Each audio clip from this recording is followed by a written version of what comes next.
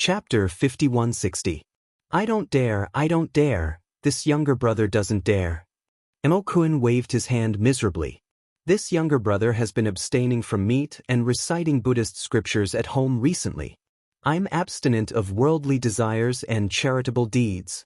Even Royal Father said that this younger brother has recently made great progress. The little stoic pulled a long face. Is that so? Sit. The king of Giant Pain's heir nodded repeatedly like a chick pecking at rice. He said pitifully, Sister-in-law, ever since this younger brother was taught a lesson by you. Then completely turned over a new leaf and became a new person. My royal brothers can all testify. Wei Ziqin couldn't help but twitch her mouth, and she looked at this child sympathetically. Look at how scared this child was. Their family's JoJo's deterrence was increasingly surpassing Ling Rant's. If I find out that you're doing any illegal activities again, even your father can't protect you. Be careful of your dog head. Arbor clenched his fists tightly, and a handful of fine sand leaked out from between his fingers. Emokuin nearly pissed himself in fright, and he scrambled forward while howling repeatedly, Sister-in-law, sister-in-law, I swear. I've already been taught a lesson by you, sister-in-law. I won't bully the villagers again, won't do any bad things again. Fuck, Lil sister-in-law is getting scarier. Such a sturdy rock turned into fine sand in a matter of minutes in her small hands. Ooh, how scary. How can elder brother stand such a shrew? So scary, women are so scary. Woo, the little crown princess clapped her hands and waved expressionlessly like she was swatting a fly. Let's go. Thank you, sister-in-law. Thank you, sister-in-law. Prince Mo was scared witless. He covered his head and scurried out of Willow Courtyard like a rat. He reckoned that he would have to take a detour whenever he saw Count Huainan's estate for the next 3 years.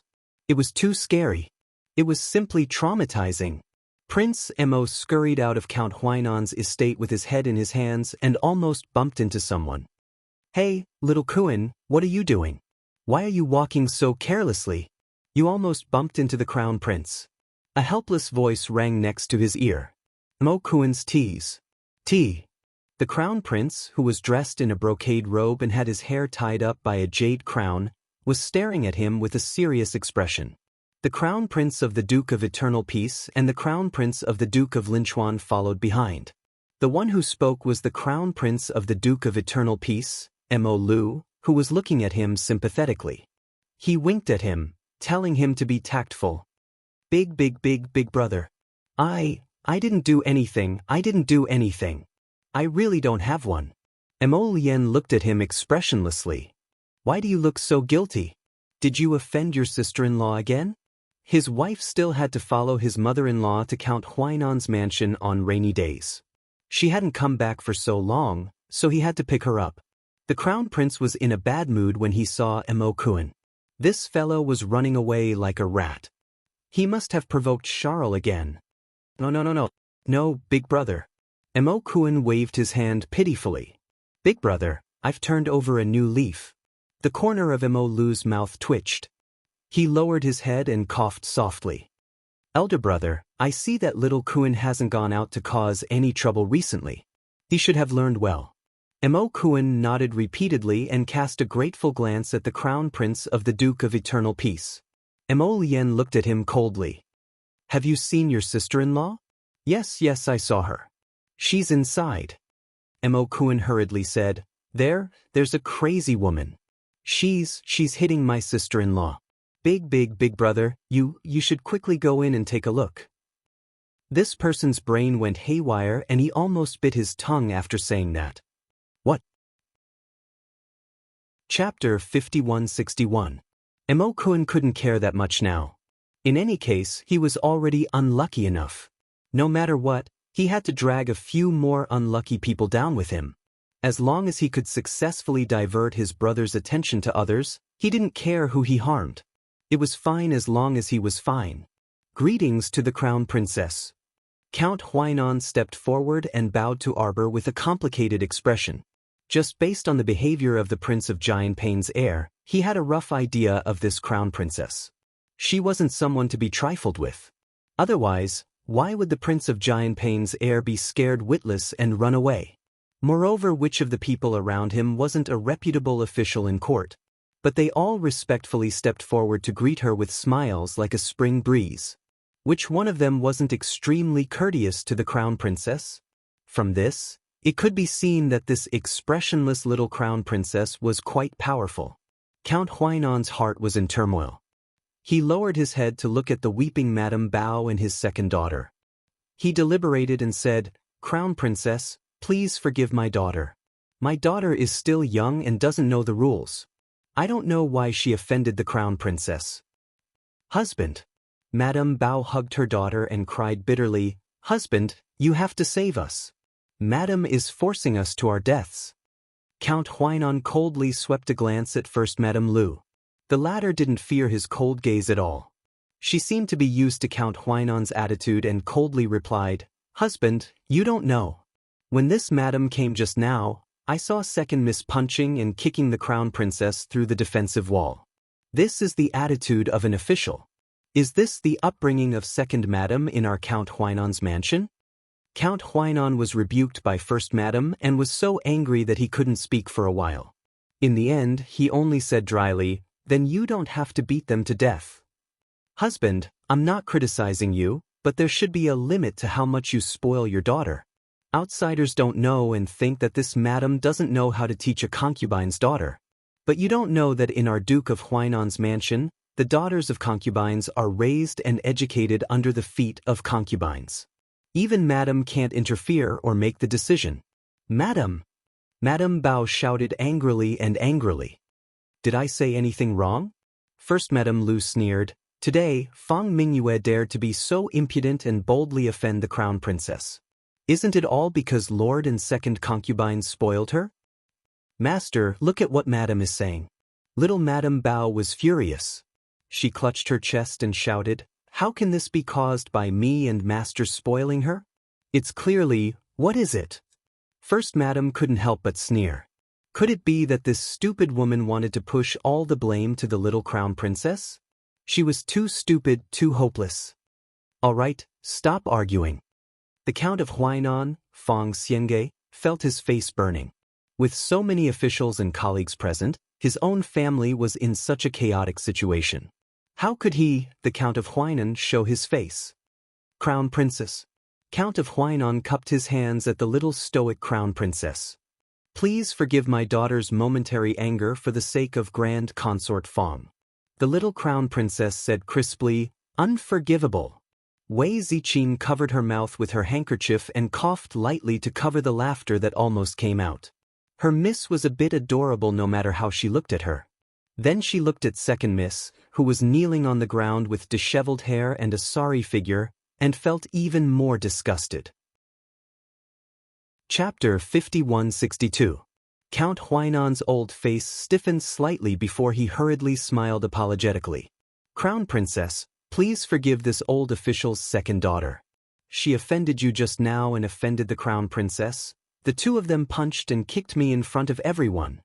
The young Crown Princess pointed at Fang Mingyue and Su Shitao. Her small face was extremely solemn. "Beat me?" Everyone. The Crown Princess could actually say these words so smoothly. "Beat you? Who beat you?" No, beat you." She used a large shovel and kept hitting the defensive wall, but she didn't even touch a single strand of hair. That counts as beating? Count Huainon was drenched in cold sweat as he thought, today's matter is going to be troublesome. If the young Crown Princess was unwilling to relent and let his second daughter off, then today's matter wouldn't be so easily resolved. Count Huainon wiped the cold sweat on his forehead as his mind spun. He couldn't help but forcefully explain, "Actually, this matter, you can't completely blame Mingyue." Arbor turned to glare at Count Huainon. "Who else can you blame if not her? If she didn't insist on inviting this crown princess to this willow courtyard to look at some koi fish, how could there be so many troublesome matters?" The young crown princess pointed at Fang Mingyue. "It's her, she was the one who insisted on inviting me over."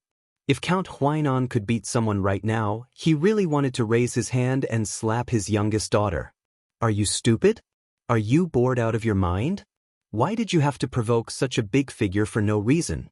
You invited her over, and now you're riding a tiger and can't get off. It's really easier to invite the devil than to send the devil away. Crown Princess. Can't she speak herself? Why does she keep asking you to interrupt her? The young Crown Princess waved her hand impatiently, directly interrupting Count Huainan's words. Just now, she hit this princess 168 times. Now, this consort wants to return the favor to her. Do you think this is fair? Everyone looked at the little Crown Princess in bewilderment. They saw that the Crown Princess's little stoic face was brimming with a sense of righteousness and seriousness. Her expression looked very serious. Everyone didn't think much of it and nodded their heads in agreement. There was nothing wrong with that. He had hit the Crown Princess 168 times, so it was reasonable for the Crown Princess to demand that he return the favor. Big bow! The young Crown Prince Consort shouted. A small golem covered in black light emerged from the star field with a whoosh. The moment he landed, his body expanded to the height of an adult. He cupped his fists at Fang Xingui's family and said, "Uncle Fang, sorry for the offense. The Crown Princess has ordered that second Miss Fang be beaten 168 times. Execute it now. Anyone who obstructs the execution will be beaten as well." Then, under Fang Xingui's stupefied expression, the golem moved and jumped forward. Without another word, he picked up second Miss Fang, who was lying in Madame Bao's arms, and punched her chest. Second Miss Fang was hit to the ground, and she curled up in pain. The golem de Bao didn't have any tender feelings for the fairer sex and stood up by grabbing second Miss Fang's hair. Like a sack of rice, she grabbed second Miss Fang in her hands and slammed her left and right. Madame Bao fainted from anger. The maidservants and nannies on the side anxiously called out, "Second madam, second madam, second madam." Fang Xiangui gaped at the scene in front of him in disbelief. Chapter 5163.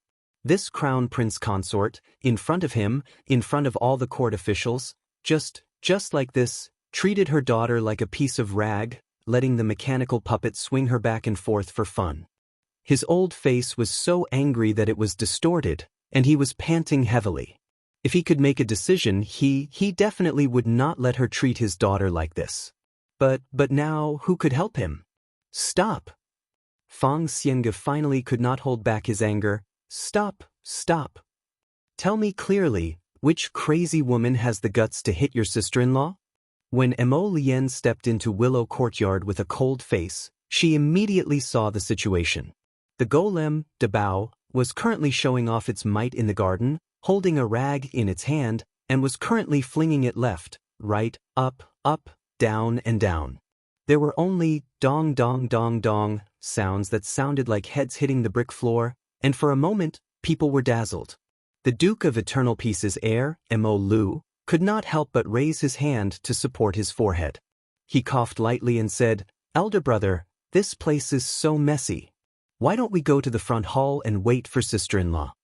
At this time, Emo Lien had already silently retracted her leg from Willow Courtyard's entrance. She expressionlessly made an eh sound. "It's so messy, let's go." Emo-kun, this brat, sure enough, nothing good can come out of a dog's mouth. How was this a crazy woman violently beating his wife? Wasn't this his wife teaching some unlucky fellow a lesson? His wife was teaching someone a lesson, so he could not spoil his dear little cutie's mood. He quickly retreated and went to the front hall to wait for her. Emo-kun held onto a large tree with one hand, trembling as he hid behind the tree, only daring to reveal two black eyes. As he looked, he could not help but shudder. Lil, sister-in-law, was definitely not to be provoked. Once provoked, she would immediately go berserk. Who the hell could endure this? Your Highness? It's His Highness the Crown Prince. Fang Boy's eyes were really sharp. He caught a glimpse of Prince Mo's figure that was about to leave Willow Garden and immediately called out loudly. As if he had seen a relative he hadn't seen in 800 years, he rushed forward with tears in his eyes and knelt on the ground with a plop. He said in a tearful voice, "I beg your Highness to uphold justice for this humble subject. My second daughter is about to be taught a lesson by the Crown Princess. Your Highness, Please give the order for the crown princess to stop. The group of old courtiers looked at each other and stared at Grand Duke Fong as if they were looking at an idiot. Was there something wrong with this guy's head? It was well known that the crown prince doted on his wife. Who in the entire divine land did not know this? Don't you see that even the crown prince doesn't want to get involved in this mess? You actually ran to His Highness to look for trouble. You even dare to ask His Highness to issue an edict to order the crown princess to let your daughter go? Did you eat some lofty leopard's guts? You're so arrogant that there's no end to it. At this moment, the little crown princess also saw her husband and her eyes suddenly brightened. When Emo Lien saw Qiao Qiao's expression, he joyfully strode forward and grasped her hand as he said, "Qiao Qiao, Qiao Qiao, did you know that the rain outside has stopped? Since it's not raining, let's go back." Fong Boy looked at His Highness the Crown Prince in astonishment. His Highness did not seem to care about what he said just now. Why did he say something completely unrelated the moment he opened his mouth? If that was the case, could it be that his tearful words just now were all for nothing? Chapter 5164. At this moment, Debao had completed his 168th beating. He also released second young Miss Fong and threw her to the side. His gaze then turned to Su Shitao, who was hiding at the side.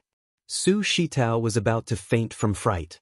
Her entire body trembled as she cried out in alarm, Don't come over. Arbor, make this beast stay away from me. If you dare to treat me like this, my Prince Zheng's estate will not let you off." "How do you want to not let her off?" Prince Mo, who originally had a gentle smile on his face, immediately turned ruthless. His cold and sharp gaze shot toward Su Shitao. The latter jumped in fright and almost fell to the ground.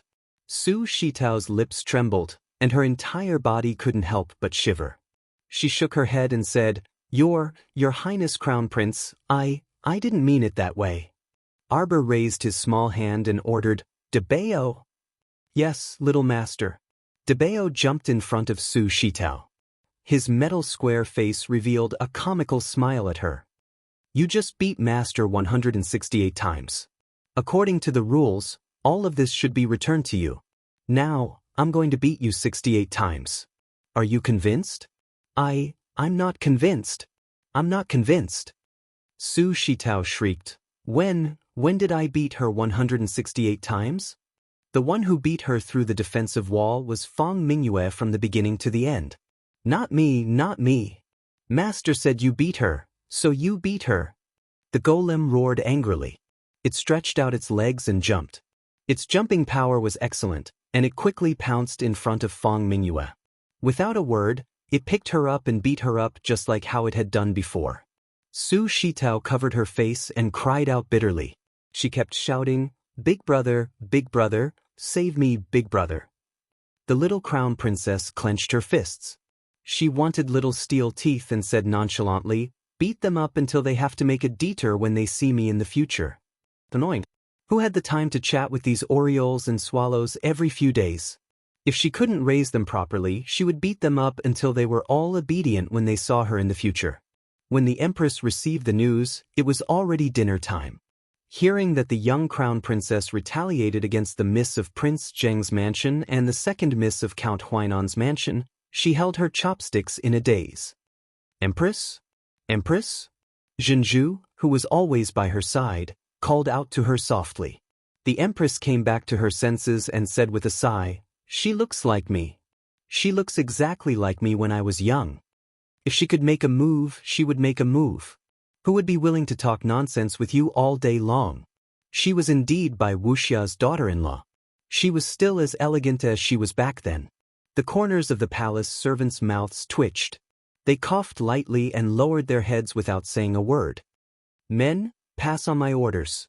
The Count of Huainan did not teach his daughter well, so he was fined half a year of his salary and suspended from court for half a month. As for the second miss of the Fong family, she actually dared to beat up the crown princess and the young imperial grandson in public. Just punish her. Punish her to go to Ziyun nunnery to cultivate for half a month, so that she can get rid of the evil aura all over her body. Crown princess, the Fong family sent an apology gift. There are a total of 3 carriages parked outside the palace. The little crown princess was fiddling with a poisonous plant that she had recently cultivated. When she heard this, she didn't even raise her head. Accept it. What apology gift? It was clearly a gift from Fong Luiying to thank her. First, Madame Lu's illness should be getting better. Little Madame Bao followed her weeping daughter to the nunnery to take care of her. When she returned half a month later, eldest Madame's illness should have almost recovered. Chapter 5165. Dad, Big Brother, Boo-hoo. Su Shitao, who was in pain all over his body, lay on the bed and cried while pounding the bed. I don't care. I've been beaten to such a miserable state. I'm in pain all over. Big Brother, you must seek justice for me. He also gnashed his teeth and said, Kong, you must give your sister an explanation for this matter. Explanation? Eunuch, you asked His Highness to give Su Shitao an explanation. What does His Highness want to explain? How can he explain it? Can His Highness climb over the wall to the East Palace with a sword and beat the Crown Princess in front of the Crown Prince? Or can he rush to His Majesty and the Empress with a whip and ask for an explanation? Consort Shi Yongyan sneered, Su Shitao, if you ask your big brother to seek justice, who can do it for your big brother? Sister-in-law. His Majesty said that Count Huainan didn't manage his family well, and his family was in chaos. He couldn't even manage his family well, let alone deal with the court affairs.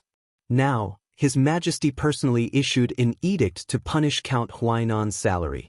Not only that, but he also ordered Count Huainan not to attend the court for half a month. Do you know how Count Huainan's unruly girl is now? She was sent to Tune Nunnery by the imperial family to cultivate. His Majesty said that if she can't learn the rules and wash away the hostility on her, she shouldn't return to the capital. Do you understand? Don't return to the capital.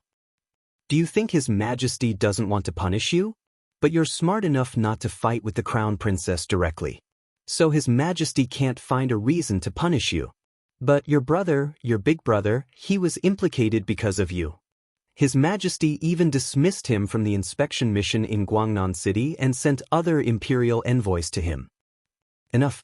Mo Shikong shouted angrily and stopped Consort Shi Yongyan's endless words. Shi Yongyan couldn't help sneering. She glanced at Su Shitao, who was lying on the bed and howling, and her eyes were full of disdain and disgust. Do you think the second daughter of Count Huainan will have a good life in the future? The person she offended was the Crown Princess. Right now, the entire capital knows about her feisty temper. Do you think she can find a good family in the future? Who would marry such a girl? A woman who had been ordered by the emperor to go to Xiayun Nunnery to cultivate, devote herself to doing good deeds, and wash away her hostility, who else would dare to want her?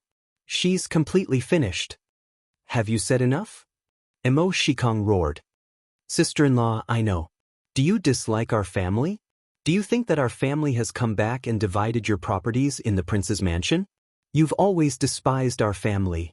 You think that we're outsiders and shouldn't fight with you for the gold, silver, pearls, and jade of this prince's mansion, and shouldn't come back to annoy you, right? But I am Big Brother's younger sister after all. Before you say these heart-piercing words, have you ever thought that I am your sister-in-law, Big Brother's younger sister? Heh, I'm just speaking the truth. If I said something unpleasant, please forgive me, younger sister. Princess Consort Zheng could not help but sneer. I know. Sister-in-law, you've never treated us as your family. Younger sister, what are you talking about? You're His Highness's younger sister. How could His Highness not care about you? I'm sure Princess Consort doesn't have this idea. A soft voice emerged in the midst of all the crying and shouting. Chapter 5166. The Princess Consort of Zheng, Shi Yongyan, was so angry that she felt dizzy. She sat on the armchair and pursed her lips, her sharp eyes shooting mercilessly at the person who spoke. Lin Wan was so frightened that she almost jumped up from her stool. She hastily shrank to Mo Shikong's side and tightly clung to his sleeve, calling out pitifully, Your Highness. Shi Yong, enough is enough. The man reached out and wrapped his arms around his beloved concubine's waist, glaring fiercely at Shi Yongyan. Shi Yongyan couldn't help but laugh out loud. As she laughed, Tears flowed down uncontrollably. Mo Shikong, sooner or later, you will be harmed by these people. There's no medicine for regret in this world. Today, she said these words and was unwilling to say anything else. Shi Yongyan threw down these words and immediately got up to leave. Su Shitao burst into tears and shrieked, "Big brother, look at sister-in-law, look at what my sister-in-law said. Is our family a plague? Don't we have the right to stay in the Prince of Zheng's Fu? Younger sister, don't cry. The Princess Consort didn't mean it that way." Lin Wan hastily stepped forward to coax her. However, Su Shitao didn't give her any face and even flung her hand away in disdain. "Lin Shi, you're just a concubine. What are you doing in my room without any manners? Is this young lady's boudoir a place where a lowly person like you can enter?" Lin Shi seemed to be frightened. She stood up from the bed and retreated a few steps, one hand clutching her stomach as she looked at Su Shitao with teary eyes. Mo Shikong berated and stepped forward to support his beloved concubine. Su Shitao pounded the bed and shouted angrily, "Big brother! You actually yelled at your own younger sister for this shameless concubine. This woman came to our Fu with no status and a pregnant belly. Do you know that the streets and alleys outside are all talking about your romantic affairs? Everyone is laughing at our Prince of Zheng's Fu. How do you want me, an unmarried girl, to find a good family to marry in the future? Others think that our Prince of Zheng's Fu is foul and full of shameless sluts." "Shut up." Mo Shikong was so angry that smoke was coming out of his head. His younger sister's words were like a slap to his face. Moreover, it was a series of slaps that burned his face. "Wu, Your Highness, this concubine cannot live anymore." Mrs. Lin called out coquettishly and threw herself into Mo Shikong's arms. While rubbing her eyes, she cried, "This concubine actually insulted an unmarried miss like this. This concubine can only take my child to die with me. No one is willing to give this concubine and my child a way out." Mo Shikong hurriedly hugged her waist lovingly and whispered, "Don't be sad. Sister is just spouting nonsense. Don't listen to her nonsense." As soon as he finished speaking, he glared angrily at Su Shitao and shouted sternly, "Tao, you're really too presumptuous and audacious. Big brother already told you not to provoke that crown prince consort, but you just didn't listen. Now that he's beaten up like this, he's not even willing to settle down even though he's bedridden. Your eldest sister-in-law is right about a few things. The Count of Huainan was fined his salary and suspended from court by the emperor. Big brother was also implicated by this matter. The incident in Guangnan City was a warning from the emperor to your big brother. If there's a next time, your big brother may also be unlucky. So you really have to cultivate your body and mind well. Don't make trouble again. During this time, stay at home and don't go anywhere." Chapter 5167. The next day, the sky was clear and the sun hung high above the treetops. Early in the morning, the little crown princess led a group of children to the imperial garden to stretch and do some morning exercises. Mo floated around her twice and kept circling around her. Arbor stopped what he was doing and tilted his head to look at her. "Do you have something to say to me?" Mo, who was floating around, nodded with a dazed expression. Arbor waved at her and asked her to sit beside him. "What do you want to say? Why don't you try using my gold-beaded talisman pen and see if you can write on the jade talisman?" Mo's ability to express herself was very problematic. She seemed to find it difficult to express what she wanted to say. Arbor wanted her to see if she could write down her request directly. Upon hearing this, the dazed emoji repeatedly nodded her head. She circled Xiao Mu in circles and finally found a home for her. This soul floated down beside Arbor and held the gold-beaded talisman pen that Arbor took out. Sure enough, she carved a line of small words on the jade talisman. Arbor took the jade talisman and looked at it. He looked at her with a serious expression and asked hesitantly, "Are you sure you want to do this?" The dumbfounded Mo nodded. "You saw me use medicine to save people before and thought that I might be able to make this kind of pill? So the last few times you circled around me, you actually wanted to ask for this?" Mo nodded repeatedly. There was no expression on her dazed face, but Arbor could feel that she seemed to be relieved. It was as if she was finally able to express what she wanted to express. Her face was full of relief. But you're only half a soul right now. If you want this pill, Arbor suddenly paused and had a look of realization. You know where to find your main body, don't you? Mo nodded again. But once you start taking this pill, if you stop taking it one day, it might cause you to be poisoned. Also, if you continuously take it for 100 days, there might be no turning back. Are you sure you want to do this? Mo nodded without hesitation. Or perhaps, after you consume it, you will even forget about me. Mo was stunned. Then he waved his hand at Arbor. Xiao Mu curled her lips in a rare smile as she patted this soul. I respect your decision and will give you the pill later. But before that, I have something for you. With a wave of her small hand, a ball of light flew to the top of her palm and floated up and down. Little Monkey, who was lying at the side, immediately jumped up and sniffed. Wow, there's the smell of an ancient sacred beast. Kong Kong, Guang Guang, the little monkey, and Mo all gathered around and stared at the ceiling light above Arbor's palm, blinking their eyes. Within the ball of light, there was a small snow-white thing curled up. Its entire body was buried in its large furry tail. Only a small snow-white horn on its small head could be seen swaying slightly. Arbor raised his hand and touched the ball of light. He sighed softly and said, "This is the little unicorn that my master cut open. It was born before a month and was born with a congenital deficiency. That's why it grew very slowly. Perhaps, it still needs 100 years or 1,000 years before it can awaken. Or perhaps, it won't be able to come out for generations. But I feel that it's very lonely. You're also very lonely. If the two of you can be companions in the future, it's actually quite good." Arbor said warmly. Chapter 5168. Just like a long time ago, Qiuqiu and I were companions in the void. It's really hard to survive alone in such an empty place like the void. It's much better to have a companion by your side. Regardless of whether it could speak or not, regardless of whether it could wake up or not, as long as there was something by her side, she would at least feel that there was an end to her path. There was still some hope in life, wasn't there? Just as Arbor finished speaking, a small emerald head popped out from behind her neck. Qiuqiu, who was rocking back and forth with 2 tender leaves on its head, called out, "Master, don't be sad. Qiuqiu will always be by your side." But why did Qiuqiu feel like someone was holding its head and lifting it up? Its 2 black beady eyes kept blinking upwards. After looking for a while, it realized that Crown Prince had arrived at some point and was currently holding it up and throwing it behind his back.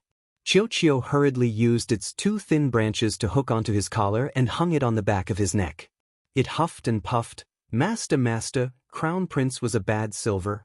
Every time he saw Qiuqiu by the little master's side, he liked to throw it out and kick it out. Mo reached out to take the little unicorn's ball of light and held it in her hands.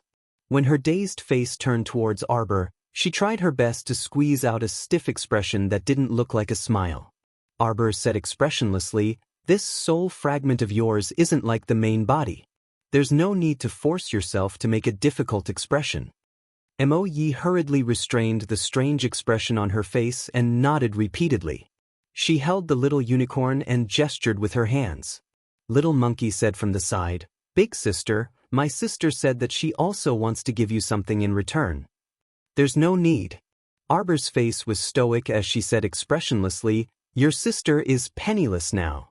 The Sun Moon secret realm that she used to live in is now with me. What else could she have? What could she give?" Little Monkey hurriedly gestured at Mo and nodded repeatedly. "Big sister, you're right. My sister is a pauper now." Arbor glanced at Mo and saw her holding the ceiling light with both hands with a dazed expression. He couldn't help but facepalm. Emolian laughed and said, "If you give it to her, she will only praise you like this. Don't tell me you want her to be like this for the rest of her life, holding on to this little unicorn?" Arbor muttered, "It's so hard for me. I'm really worried about this dumb little fool." After pondering for a moment, she took out a jade tablet from her pocket and tossed it onto Mo's body. A red string was attached to the jade tablet and slowly hung it around Mo's neck. Arbor heaved a sigh of relief and said to himself, although it's only half a soul, it's still a powerful soul. It can still use the storage talisman. She instructed Mo to put the little unicorn into the storage talisman first. After doing all this, Mo lowered his head and caressed the jade talisman around his neck. He fondled it lovingly. Why can a soul like her touch the storage talisman that you drew? Mo Lien couldn't help but ask curiously. In the past, I couldn't see people with soul bodies. However, I can still touch this half-soul body of hers. How do I explain this? Arbor pursed her lips and said with a rueful expression, this is probably what they mean by, the 3,000 great Daos are all connected by a mysterious force. Little Monkey nodded profusely at the side. Big Sister's meaning can be explained with one word, fate. Mo Lien nodded and laughed loudly. Chapter 5169. Look here, Arbor suddenly called out to her. Mo, who was in a daze, turned his head and stared at her. The plain-clothed, wooden, and expressionless little stoic extended her right hand and spread open her fingers. Clusters of snowflakes trembled in her hand as if they had a mind of their own and formed a white sphere that continuously spun back and forth. The little stoic's eyes flickered, and she flicked her slender hand backwards. A snowball shot into the rockery behind her with a whoosh. In no more than a second, the entire rockery crumbled from the inside out with a rumble, shattering into a pile of mud and foam. Fortunately, she had already set up defensive walls around this area before she acted. The loud noise was completely isolated and didn't attract other people's attention. Mo's wooden eyes suddenly moved, and she subconsciously extended her hands and clapped with all her might. Do you understand now? Mo nodded vigorously. Give it a try. Mo floated forward a few steps and extended her right hand accordingly. In a split second, clusters of electricity floated back and forth on her palm. However, even after a long while, she still couldn't fuse them into a sphere. Arbor expressionlessly walked to her side and demonstrated again. He asked coldly, do you remember now? Mo nodded again. The little monkey standing behind them couldn't help but raise her hand to cover her face. She didn't know if it was her misconception, but she kept feeling like her older sister was an idiot. She nodded at everything she was asked, but when she did it, she was clumsy and didn't do anything properly. Arbor patiently repeated the process several times until Mo succeeded. She fused the clusters of electricity in her hand into a small ball of lightning and flew it over, exploding with considerable power from the inside out. The little monkey excitedly jumped up and clapped repeatedly, shouting, "Older sister, you succeeded." Mo looked at the little stoic with bright eyes and nodded repeatedly. She pointed at the small ball of lightning above her palm. However, Arbor merely glanced at her expressionlessly. He reached out and gently brushed aside the snowball in his hand. That snowball rapidly elongated and abruptly transformed into an ice bow. A long ice crystal arrowhead condensed in his right hand. With a single arrow, the row of ground in front of him exploded with a boom, as if millions of arrowheads had split open at the same time and exploded into pieces. Snow explosion spell, explosive arrow. 9 Heavens lightning sword. Skills chapter, Earthwood technique. Qiao Mu taught Mo the Spirit Division Records techniques that she had learned and mastered one move after another. She patiently demonstrated and practiced them over and over again until she grasped them. Lord Kong Kong and Lord Guang Guang supported their chins with one hand and sat at the stone table in a daze. But what do you think the benefactress is doing? She wants to teach a second version of her. It's obvious. Lord Guang Guang nodded his little bald head. I really pity you weak chicken humans. One fierce woman is already very scary, and in the future, there will be 2 fierce women. How are you going to spend your days like this? Do you think should I recite a mind-clearing incantation for benefactress? What should we do with such a huge amount of hostility?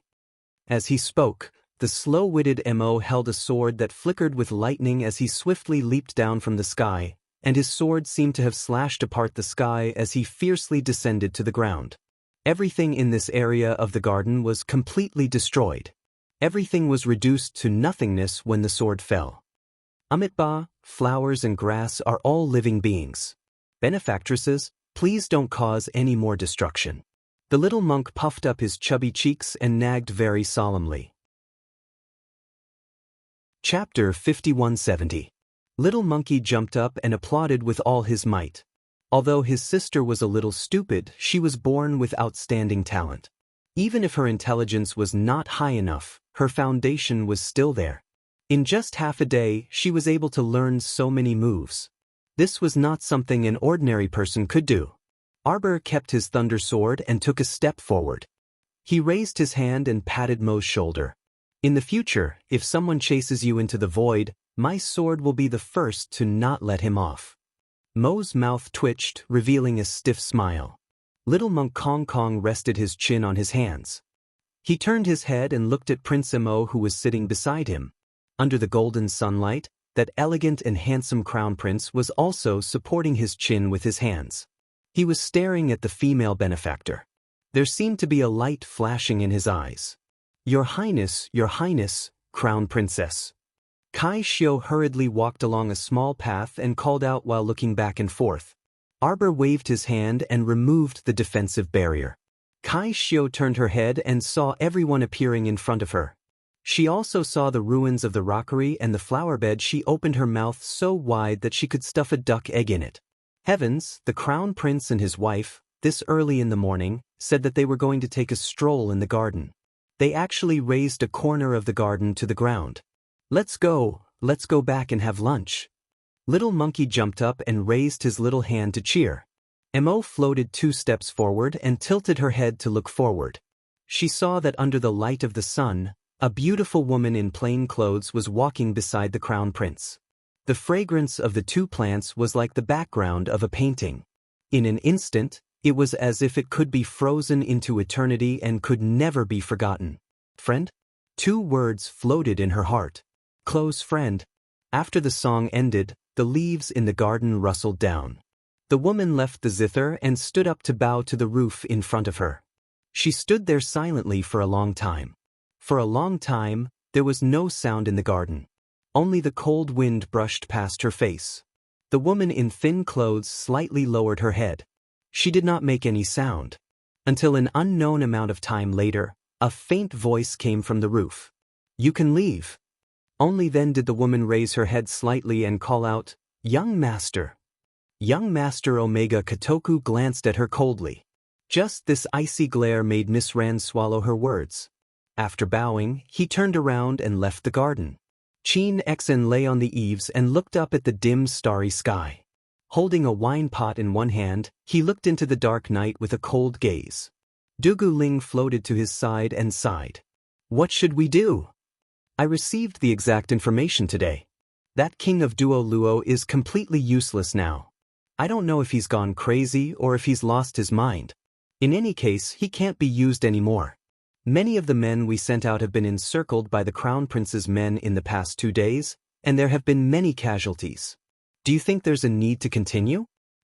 I just didn't want him to be so happy. In the end, the decision she made herself even more unhappy.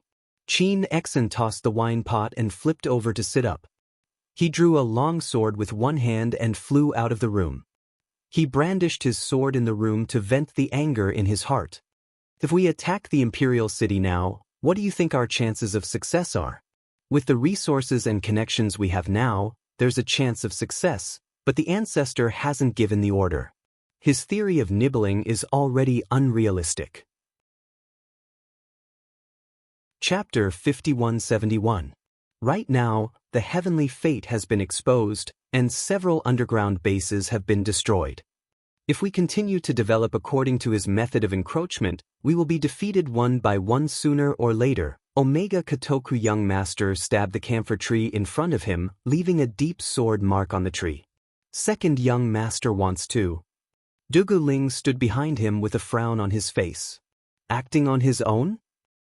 Omega Kotoku Young Master sneered and put away the sword in his hand. He turned to look at Dugu Ling and said indifferently, Ancestor is old in the end. Many of his decisions are no longer suitable due to the changes in the times. He raised his head and covered his eyes with one hand. He squinted his eyes and looked at the dim starry night sky. Just like many things, if you don't fight for them and fight for them, you won't be able to get them even if they're placed in front of you. The pill hall's mutated pill is rumored to be in the final stage of development. Omega Kotoku young master's eyes flashed with a trace of ruthlessness. Go and get one. Young master? That person inherited the power of the ancient Mo Lien. If we don't rely on external help, how can we defeat him? Dugu Ling hurriedly bowed and said, "Please reconsider." This mutated pill was no joke.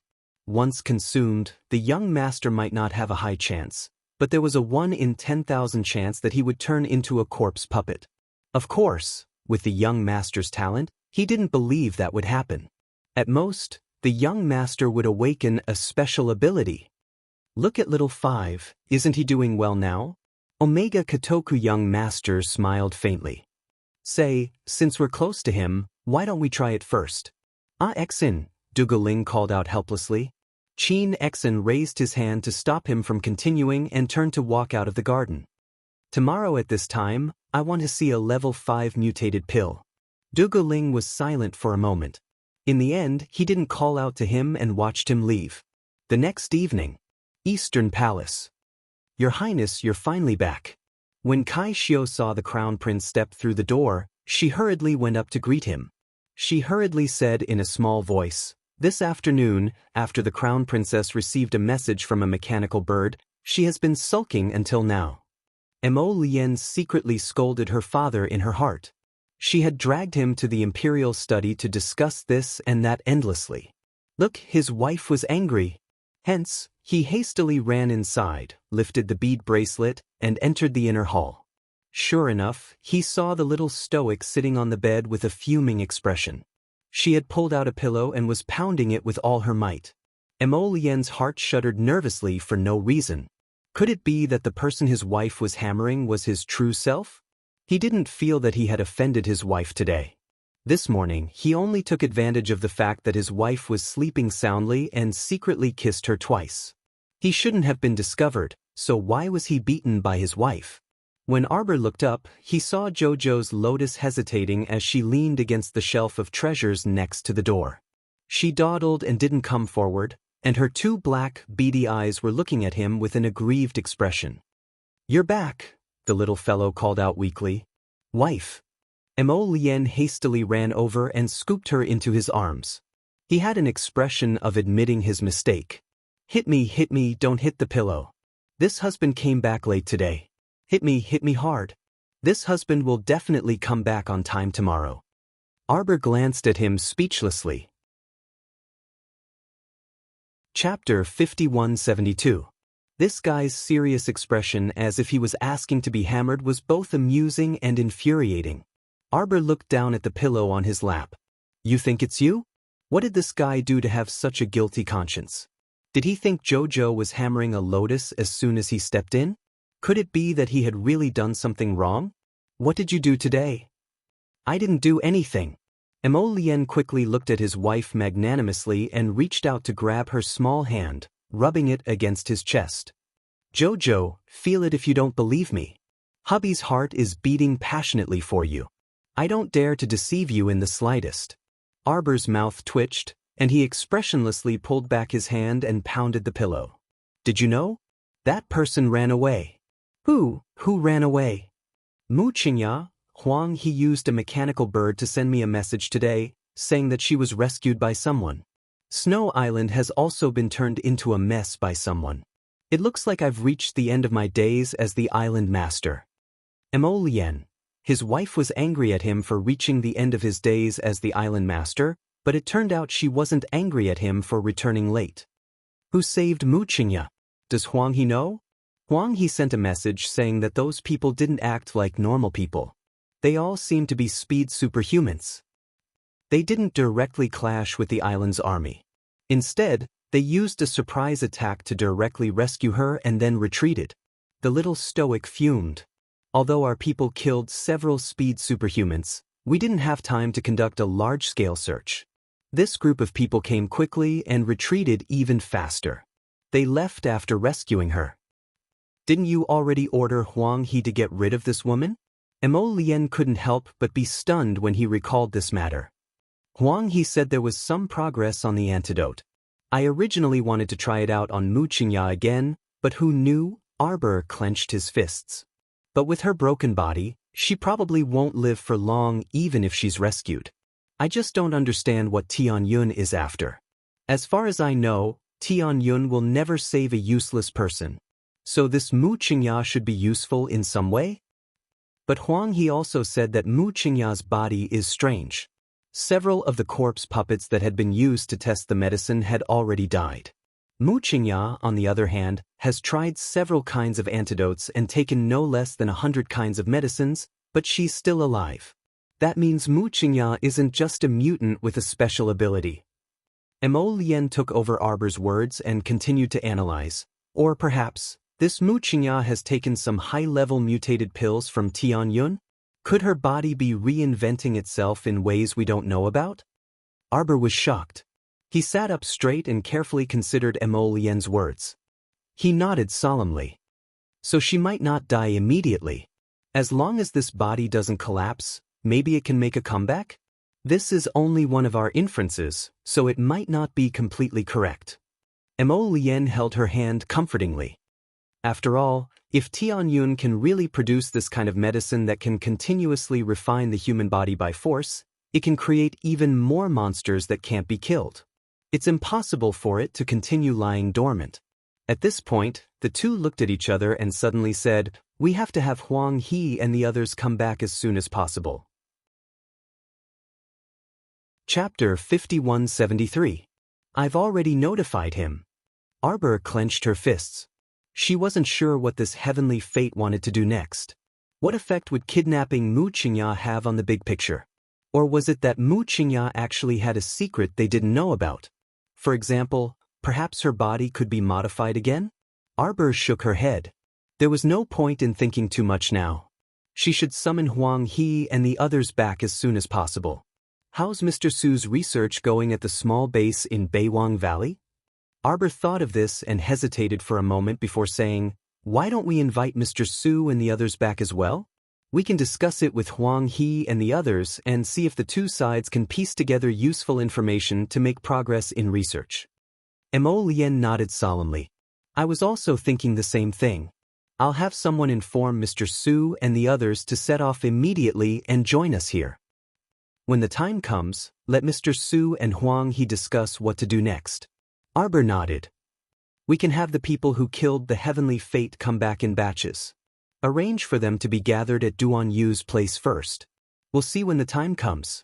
Previously, the heavenly fate's people attacked Sangzhou, so they didn't know what they would do next. Arbor hoped that they could deal with the heavenly fate again while ensuring everyone's safety. There shouldn't be much time left for them to use. The heavenly fate's recent actions all indicated that they might not be far from a large-scale outbreak. Have every city prepare for security. Arbor said expressionlessly. Pay special attention to protecting the water sources. Okay. The people of the city defense team have to patrol 24 hours a day without stopping. This is especially true for those who are transmitting messages and setting up defenses on the drum towers. Every defense point has to be under constant surveillance every minute. Prince Mo nodded repeatedly. Have His Majesty give the order to cancel all unnecessary gatherings. Arbor said coldly, have those orioles and swallows stay at home peacefully and don't cause trouble in front of me. If they have nothing to do, gather them and go dig a moat or build a wall or something. She was not a good-natured person. If she was provoked, she would not give face to anyone. If he told you to dig a canal, you had to dig it. If he told you to build a wall, you had to build it. Don't even talk about a delicate young lady. Even if the Heavenly King himself came, you had to build it when Jojo told you to. Alright, my wife. I will explain everything to our father. Prince Mo smiled and nodded. He thought to himself, my wife is really awesome. She's so comprehensive in everything she considers. In this way, the workers digging the canals and building the defensive walls would definitely not run out. The rear could be replenished at any time. The next day, a protective notice was posted in the central square. The defense level of Dragonflame City had been raised to the highest level. Entering and exiting the city gates had to be checked, and the transmission of messages had also begun to become tense. More people were assigned to guard the water source area of the entire city. A smokeless war had been quietly arranged without anyone knowing about it. On the other side, Huang He gathered a group of alchemists on the snowy island and led them to board a large ship. He turned his head and glanced at the island they had stayed on for many days. If there were no accidents, their return to Dragonflame City this time would be the day when the battle with the Heavenly Fate Empire was imminent. Chapter 5174. If I don't live, you will die. Life and death were not in anyone's hands. Fairy, we have already followed your orders and removed all the resources on the island. Do you want to burn it? Burn it! Fairy Yellow Crane silently glanced at the snowy island, her gaze landing on a wooden plaque in front of the island. Countless lines of fire flew with the wind and landed on the snowy island, instantly igniting the entire island. Set off. Fairy Yellow Crane raised her hand and shouted. The large ship set sail and sailed into the Forgotten River 3 months later. The entire Qiao residence was filled with jubilation. All the servants were busy inside and outside for the little tiger's 100th day banquet. Arbor returned to the Qiao residence with Prince Mo yesterday, planning to stay at home for a while. Recently, her stomach was growing rapidly, and her pregnancy was becoming more obvious. Mother saw that her stomach was so big and nervously followed her around all day, worried that she would bump into something. However, she didn't have any problems. She could still walk as if she was flying, jump up and down, jump over walls, and flip tiles without any problems.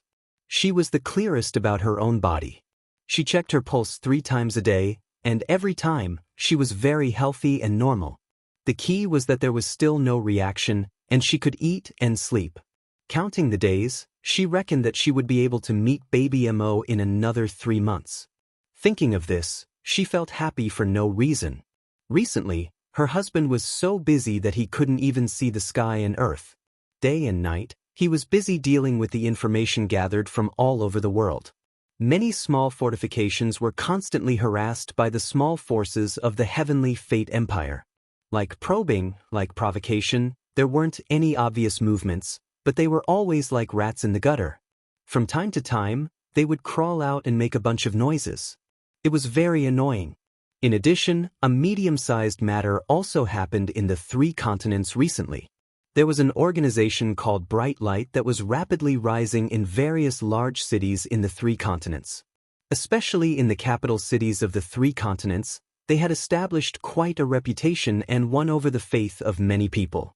It was said that this organization specialized in teaching the general public how to deal with the Heavenly Fate Empire. The entire organization worshipped an omnipotent holy maiden. Why not? Hearing the 2 words holy maiden, Arbor felt like she had eaten a fly. Holy maiden or holy maiden. None of them seemed to be good people.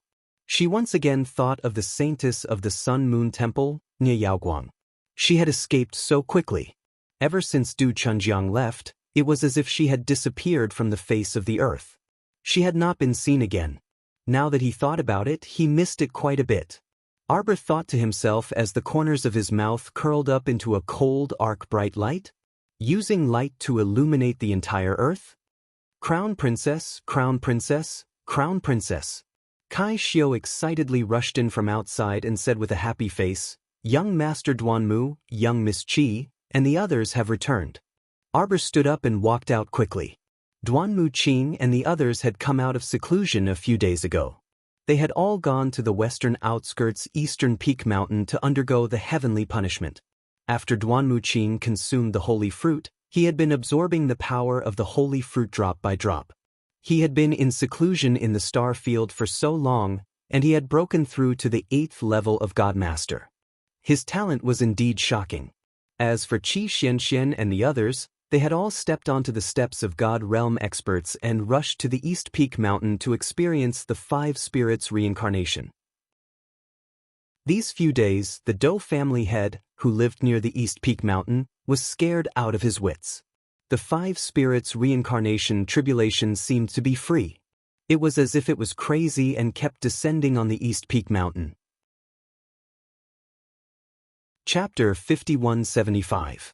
It was to the extent that after several days, half of the entire East Peak Mountain was flattened by the heavenly lightning and heavenly fire tribulation. The entire Doe family simply wanted to cry but had no tears. They really didn't expect Duanmu's cultivation realm to also jump so quickly.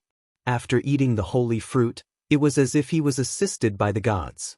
Arbor cursed inwardly, but her footsteps continued to quicken, and she swiftly ran out of the door. Qi Xuanxuan's group of 7 strode into the court and immediately saw the little stoic dashing toward them with a big belly. Everyone was scared out of their wits by her, and they hastily sprinted forward. They surrounded her and clamored, "Jojo, why are you running? Why are you running so fast? You can't run right now." It's fine, it's fine."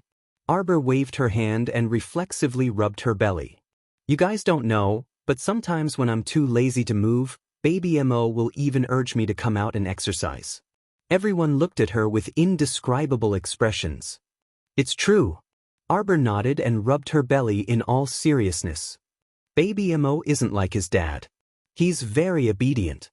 Qi Xianxian couldn't help but giggle when she saw her serious expression. She pulled her small hand and said, "Aya, my Qiao, it's like several years have passed since we parted. I think you've really changed a lot. You guys have been in the star domain for so long. It's been several months, right? According to the time flow 12 times faster, isn't it several years since we parted?" Qi Xianxian quickly nodded and pulled her small hand, saying, "Don't worry, we won't go anywhere after this." The little girl looked at her with a grin. "We'll just wait for Baby Mo to be born. I want to hug my eldest nephew as soon as possible." "Okay." When Wei Ziqin entered, she happened to see a group of young men and women chatting and laughing around her precious daughter. She quickly walked up and said with a smile, "Jojo, your friends?" Qi Xianxian turned around and greeted with a smile, "Hello, Andy." "Hello, Andy." "Hello, hello." Wei Ziqin grinned from ear to ear. "Since your friends are here, let's sit down together." Due to the recent ban issued by the imperial court, no one dared to go out for gatherings or meals. The various families would secretly hold a banquet in their own mansions so that their families could gather together to celebrate. The Qiao residents originally wanted to do the same. They wanted to hold a low-key 100th day banquet and celebrate with their own family members. Unfortunately, they couldn't resist the attentions of the relatives of the officials inside and outside the imperial court, as well as the wives of the aristocratic families. Many honored guests came uninvited, and the ceremonial carriages sped away like a wisp of smoke from the mansion's entrance on Changel Avenue. Even after turning a corner, there was still no end in sight. Fortunately, there were plenty of ingredients in the house, and the servants were diligent, so it wasn't like they didn't have anything to eat at the last minute. As such, the Qiao estate could only go with the flow and host a banquet to invite all the guests. Fortunately, the weather today was pretty good, so the residents set up dozens of banquet tables in the garden. The banquet wasn't very particular. The male and female guests were arranged to sit in the same garden and eat at separate tables. It was very lively. Although second Aunt Renshur came from a low-ranking official's family, she was very generous and appropriate in her dealings with people. She helped Wei Ziqin entertain the female guests. Madame Fong of Count Huainan's estate has arrived. Madame Ren smiled and said to Wei Ziqin, "Eldest sister-in-law, go and greet Madame Fong. I'll take care of things here." Wei Ziqin nodded with a smile. She went forward to welcome Madame Fong and walked to the side to exchange greetings. Chapter 5176. Fong Luiying, who was following behind the woman, spotted Arbor with her sharp eyes. She strode over and said with a chuckle, "Greetings to the Crown Princess." The young Crown Princess nodded slightly and glanced at her mother and Madame Fong. She said, "Madame Fong's complexion looks much better. It's all thanks to the Crown Princess's nourishing food prescription. After so many days of recuperation, my mother's illness has mostly recovered," Fong Luiying said with a smile. "How's your study of basic pharmacology coming along?" "It's all thanks to the Crown Princess's guidance that I've more or less grasped basic pharmacology. Yesterday, my hands were itchy, so I tried to make a hemostatic pill again. I didn't expect that I would succeed on my first try this time. I even made 2 pills. She had been overjoyed at the time. When she saw the young crown princess today, the first thing she wanted to do was share this good news with the little stoic. The little stoic nodded expressionlessly. Since you want to walk the path of pills, you have to continuously study. Fong Luing hummed in agreement and nodded repeatedly. I will continue to work hard. Amidst the festive and lively laughter, Saichi hurried over and leaned over to whisper something into the young crown princess's ear. The little stoic's unperturbed expression shifted slightly, and she asked absent-mindedly, "Where is he?" "He's outside. Our people stopped him." "Let him in," the young crown prince consort said with a cold expression. Tian Yun actually sent people to deliver gifts to the Qiao estate. Since they dared to send gifts, she, Arbor, wasn't someone who didn't dare to accept them. Following the sound of bright laughter was a familiar face from Arbor. She was dressed in a bright red robe, and her hair was not tied up or tied. She was very confident and at ease as it scattered behind her back. Tianyun's star-picking hall's hallmaster, Dugaling. Following him in was a row of people holding red brocade boxes of various sizes. There were about a dozen or so people, and all of them were dressed very jubilantly with red streamers tied around their heads. The guests looked at each other in dismay. At first, they couldn't figure out the situation. "Little stoic, we meet again." Duguling smiled and waved his fan. He tilted his head and looked at Arbor. "Long time no see. I missed you. Today is the Qiao Residence's 100th day banquet. Our young master misses you so much that he sent me here to deliver a gift. I didn't know what kind of gifts would suit your taste, so I casually picked some. I hope you like them." Just as the little crown princess was about to lose her temper, unexpectedly, the little stoic expressionlessly nodded and waved her hand, saying, "Put it away." Fuck, this little stoic truly accepted anyone's gift. They looked at the handsome young man in bright red clothes in front of them. He didn't seem to have good intentions. Why didn't the little crown princess teach him a lesson? "Since you gave me a gift, I won't beat you up today." The little crown princess said expressionlessly. Everyone was speechless. Dugu Ling restrained himself, and his mouth secretly twitched. Soon after, he coughed lightly and said, "I have a special gift for you. Do you want to see it?" Arbor's small stoic face stared coldly at him with her grape-like eyes. "Tell me everything in one go." So much nonsense and so clumsy in giving gifts. It was annoying. Dugu Ling coughed and opened the lid of the box, revealing 2 bloody fingers. Everyone jumped in fright and cried out in alarm. The little stoic's eyes chilled, and in the blink of an eye, she opened the thunderclap sword and held it in her hand. Her icy voice seemed to spread out from the depths of hell. "Are you seeking death?" Chapter 5177. Ayaya, don't hit me first. Take a good look at whose finger this is. Dugu Ling cried out with an aggrieved expression. "This is truly a special gift, stoic face. Take a good look." The little stoic couldn't be bothered to look at those 2 bloody segments. She only felt that they stung her eyes. This guy dared to do this at her little nephew's 100-day banquet. If she didn't beat him to death, people would think she had a good temper. Unexpectedly, Dugu Ling took a step forward and insisted on showing her the brocade box. "Quickly take a look, quickly take a look.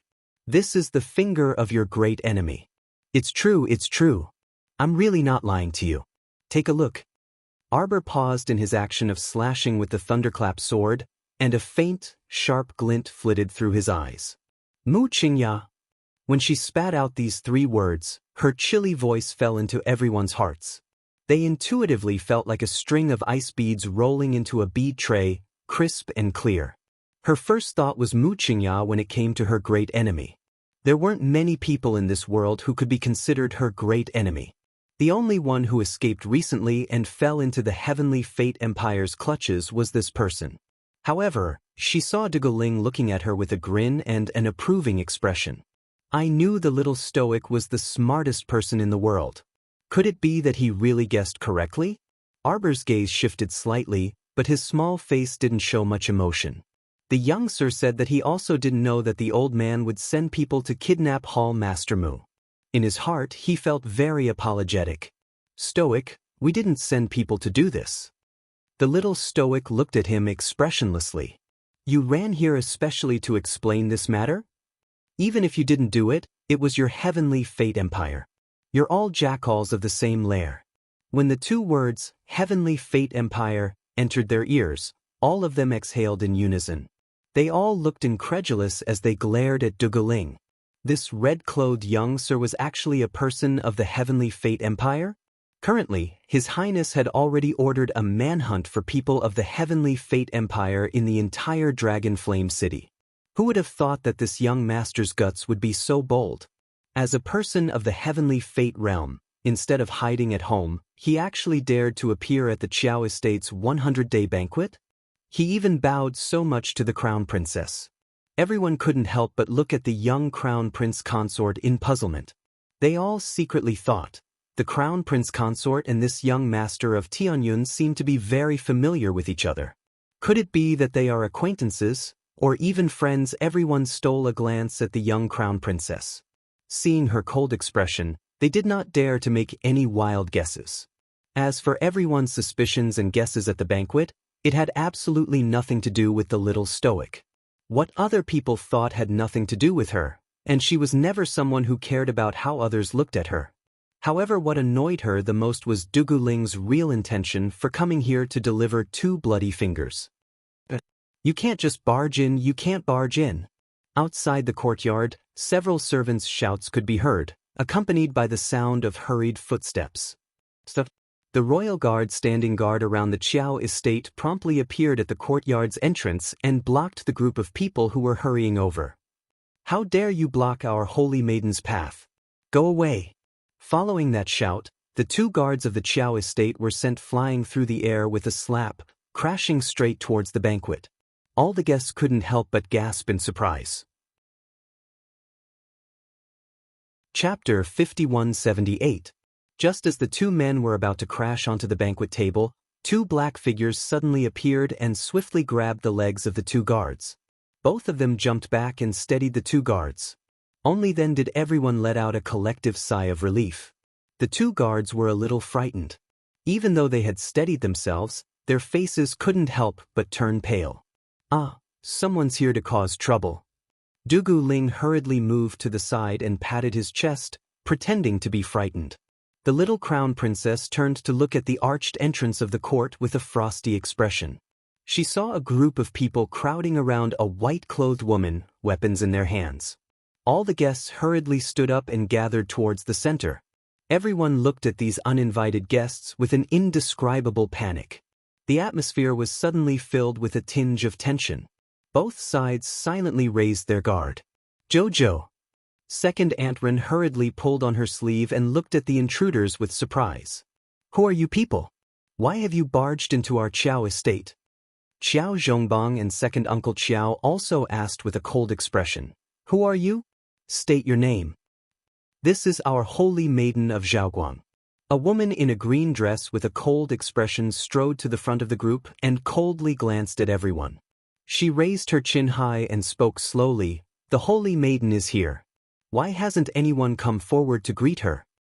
Everyone looked at each other, their eyes revealing an expression of looking at an idiot.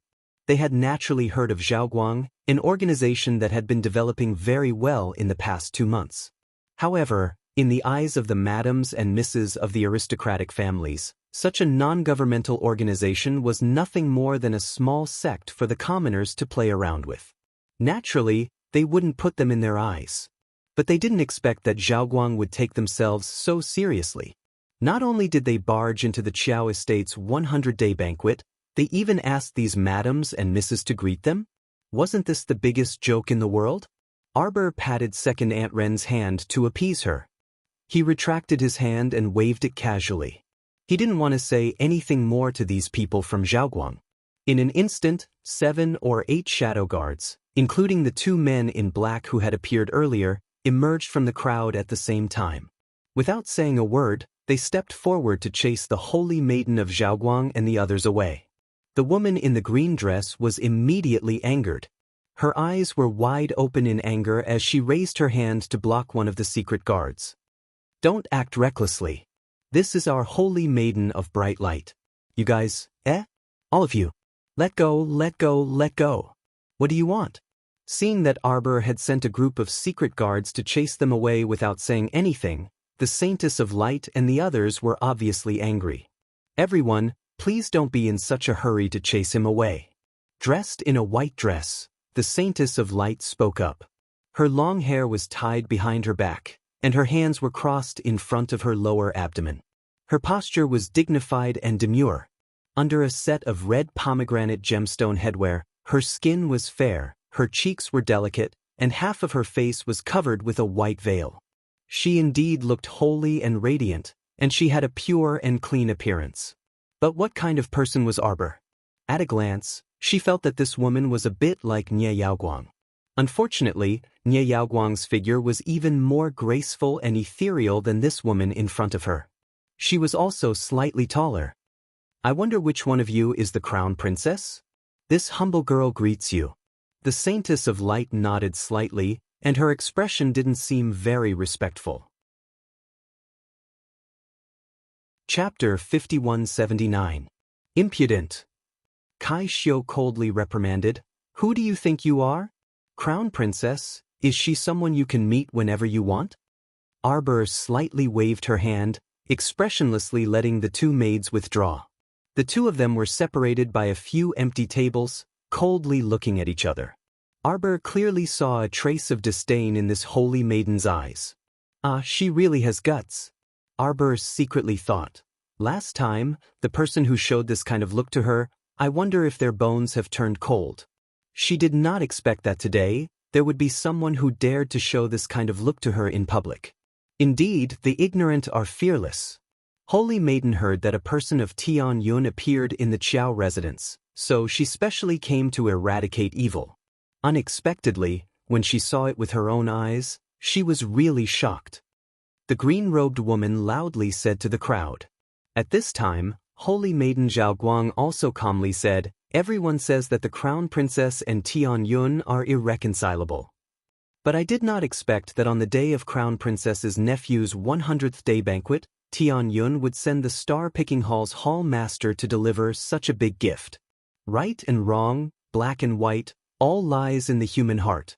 Everyone has seen it with their own eyes. Whether the Crown Princess is black or white, it is clear at a glance." Everyone kept quiet out of fear. What the hell, what does this Holy Maiden Zhao Guang mean? Was it to accuse the Crown Princess of colluding with someone from the Heavenly Fate Circle? She really has guts. Didn't she see that the ladies and ladies of the aristocratic families were all smiling at the young Crown Princess with a respectful expression? After several small banquets, who knows what the Crown Princess's temperament is like? If you don't provoke her, with her cold temperament, she will not think of making things difficult for you. If you insist on provoking her, perhaps blood will be spilled on the spot. Clearly, today's banquet was going well at the beginning, but now it seems that there will be an unforeseen event. Everyone silently retreated a few steps, and could not help but look at Holy Maiden Zhao Guang and her entourage as if they were looking at a fool. Could it be that these people had been living a good life for too long and wanted to stay in jail for a while? Or were they here to provoke the Crown Princess? What was he after? Could it be that he wanted to make a name for the entire organization by provoking the little Crown Princess? Just how muddle-headed was their little lousy organization, rushing to court disaster in front of the little stoic Crown Princess? Based on everyone's understanding of the Crown Princess, they were afraid that this matter would not end peacefully.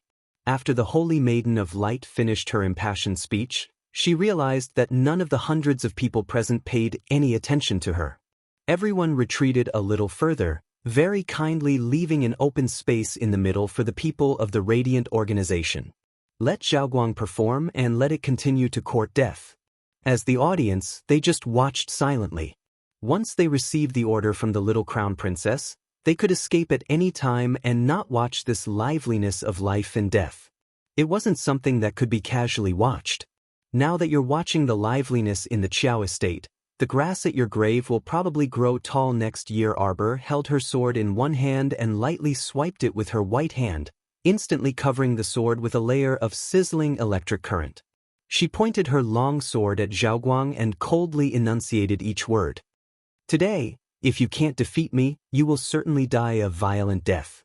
Everyone felt a chill run down their spines as they retreated a few steps out of fear. "Defeat me or die, choose," Arbor said coldly.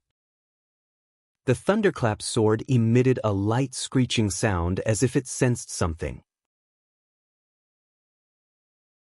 Chapter 5180. As the Holy Maiden's closest maidservant, the woman in the green dress was clearly already completely dumbstruck. Was there something wrong with this crown princess's brain? If a normal person was exposed to be involved with a public enemy, the evil sect, they would definitely give a proper explanation. Who knew this person actually didn't explain at all? Not only that, but she even openly provoked the Holy Maiden and spoke such harsh words to their Holy Maiden. Was this the reaction a normal person should have? Wasn't she living too recklessly? Didn't she completely disregard what everyone present was thinking? The Holy Maiden didn't seem to expect the little crown princess to have such an odd reaction. After being dumbfounded for several seconds, she reflexively took a step back. She gazed at this stoic-faced crown princess warily. What do you want? Didn't I already give you a choice? Shut up." Arbor kicked out a sandalwood stool in front of her, which directly crashed into the Holy Maiden's face. The Holy Maiden jumped in fright and hastily turned around to dodge. But the instant she turned around, she froze on the spot. There was no other reason other than the little stoic crown princess, who was standing behind her and kicking the stool away, actually appeared in front of her now. She was still standing behind her just now. The Holy Maiden hastily looked back and saw that the little crown princess had long disappeared from her original position. Teleportation? This crown princess could actually teleport? The Holy Maiden was alarmed. The two were so close that she reflexively shrunk back in fright. However, she had just shrunk back a step when that crown princess spread her fingers and pinched her neck. From the looks of it, he was going to break her neck. "Don't mess around." The Holy Maiden shrieked and hastily covered herself with a defensive barrier. The little crown princess's fingers abruptly passed through her defensive barrier. Everyone saw it clearly. The crown princess's 5 slender fingers really did pass through the Holy Maiden's defensive barrier. Just as her 5 fingers were about to grab the other party's throat, she saw a strong force coming from behind. Zhao Guang was involuntarily pulled back by a fierce force and fell to the ground with a loud bang. He rolled back several times before barely stabilizing his body. Arbor turned around and saw a middle-aged woman with a cold expression standing in front of him. She had her arms crossed and was looking at him coldly. "Aunt Fei, are you crazy? How can you treat our saintess like this?" The woman in the green dress couldn't help but scream. She rushed forward and helped the saintess up. Zhao Guang was dragged back by the middle-aged woman, and his body fell heavily to the ground. Just now, she had hit her waist. Now, with the help of her personal maidservant, Han Su, she stood up. Her entire face was distorted from the pain. Fei Gu said coldly, "If I didn't do anything, the saintess would already be a dead person." "Supper. Xiaoye is here. Kill them all." "Kill them all," Arbor said coldly. Everyone felt as if their hearts were being hammered by a huge hammer. They couldn't help but shrink their necks. Oh my God, this is the result of provoking the little crown princess. The little crown princess was the kind of person who could go berserk at any time. They couldn't afford to provoke her. "Crown princess, please wait a moment." The middle-aged woman, Aunt Fei, hurriedly said, "You people of the Holy Maiden are in charge of everything. How dare you meddle with our crown princess? You can't blame anyone for your own death." Chapter 5181. Aunt Fei got into a defensive stance, and a spiritual aura appeared in her hand as she shouted, "Crown Princess, please think carefully. This is your nephew's 100-day banquet. Could it be that you want to spill your blood over the 100-day banquet?" The young crown princess paused for a moment. She turned her gaze and saw the round, chubby, and adorable little fellow in Xiao Yao's arms. The recklessly flashing lightning on the thundercrash sword slowly subsided. Arbor stared coldly at the radiant saint and the others. I'll give you 1 minute to pack up and get out of my house immediately. In the future, if I see you swindling people on the streets again, don't blame my sword for being merciless. We're here to look for Tingyun. Before the radiant saint could finish speaking, Aunt Fei covered her mouth. The latter cupped her hands towards the young crown princess with a serious expression. Crown princess, please forgive us. Radiant Saint has no intention of opposing the crown princess. Our standpoint is actually the same as yours. The young crown princess sneered. The debts between Tianyun and I are still vivid in our minds. We will ask them to pay us back one by one. As for you, it has nothing to do with me in the first place. It's best if we don't interact with each other. If any of you insist on provoking me, I will let you know how red tomorrow's flowers will be. How beautiful tomorrow's sunset will be. Why aren't you scramming? The young crown princess coldly shouted with a stoic expression. Aunt Fei took a deep breath and nodded slightly. Just as she was about to drag the radiant saint away, she suddenly heard a strange roar from behind. They all turned their heads to look, only to see a rotten face suddenly appear behind them. The guests who saw the corpse puppet's rotting face screamed in unison and retreated in panic. Although they were still very far away from the corpse puppet at the arch door, the corpse puppet's face really gave everyone a fright. Suddenly seeing such a thing, no one would be in a good mood. Especially when that thing actually pounced forward and wrapped itself around a member of the Radiant Light. The bright light female disciple screamed in fright, her face almost sticking to the corpse puppet. The madams and young misses almost fainted when they saw this scene. Putting themselves in their shoes, if it was their true body that was in close contact with this corpse puppet, they would be scared to death. He could not help but sympathize with that female disciple of the Bright Light School. This woman looked to be in her early 20s, yet she was bitten by a corpse puppet. Her life was over. How pitiful. Quick, pull this thing away, quick. Saintess Zhao Guang said angrily with a cold face. More than 10 male and female disciples of the Radiant Light sect took out unique iron hooks from their inner worlds and threw them out in unison, hooking the corpse puppet from all directions. The iron hook pierced through the skeleton's limbs and firmly hooked onto it. Because the corpse puppet's 2 arms were hooked by several iron hooks, it finally let go of the woman it was gnawing on. Oh my God, it's already gnawed beyond recognition, a madam from an aristocratic family blurted out. Everyone looked over and saw that the radiant light female disciple who was being gnawed on by the corpse puppet just now was lying on the ground on the verge of death. Her nose seemed to be gasping for air. It looked like she was about to die. Chapter 5182. From beginning to end, the young crown princess merely watched this scene with a detached eye. Now that he saw the female disciple lying on the ground with her mouth slightly open, as if she was having difficulty breathing, he only glanced at her coldly. Heavenly Fortune, it's the Heavenly Fortune Hall's people who brought the zombies here. A radiant light disciple unsheathed the sword at his waist and pointed it at the innocent-looking red-clothed man, yelling sternly, "Kill him, kill this Heavenly Fortune Hall's head. It's him, it's this scourge who's harming people." Dugu Ling impatiently glanced at the young crown princess and said with an aggrieved expression, "Poker face, I really didn't bring her here. I swear, I purely came here today to deliver a gift. If I brought this ugly thing here, I'll immediately suffer heavenly punishment of being struck by lightning." Dugu Ling raised 3 fingers above his head and swore with conviction and conviction. Arbor coldly glanced at him, then shifted his gaze to that female disciple. "Seize them all. This princess has changed her mind. These people repeatedly came to her residence to cause trouble. If she didn't deal with them on the streets, then anyone could come to her Qiao estate to cause trouble in the future. There really wasn't the slightest bit of discipline. Furthermore, their acting was so fake and lousy that she really didn't have any interest in continuing to watch. If you wanted her to explain things to others, it would take a lot of effort. She didn't even want to think about it. She simply didn't waste words with you when she gave orders. What do you want to do?"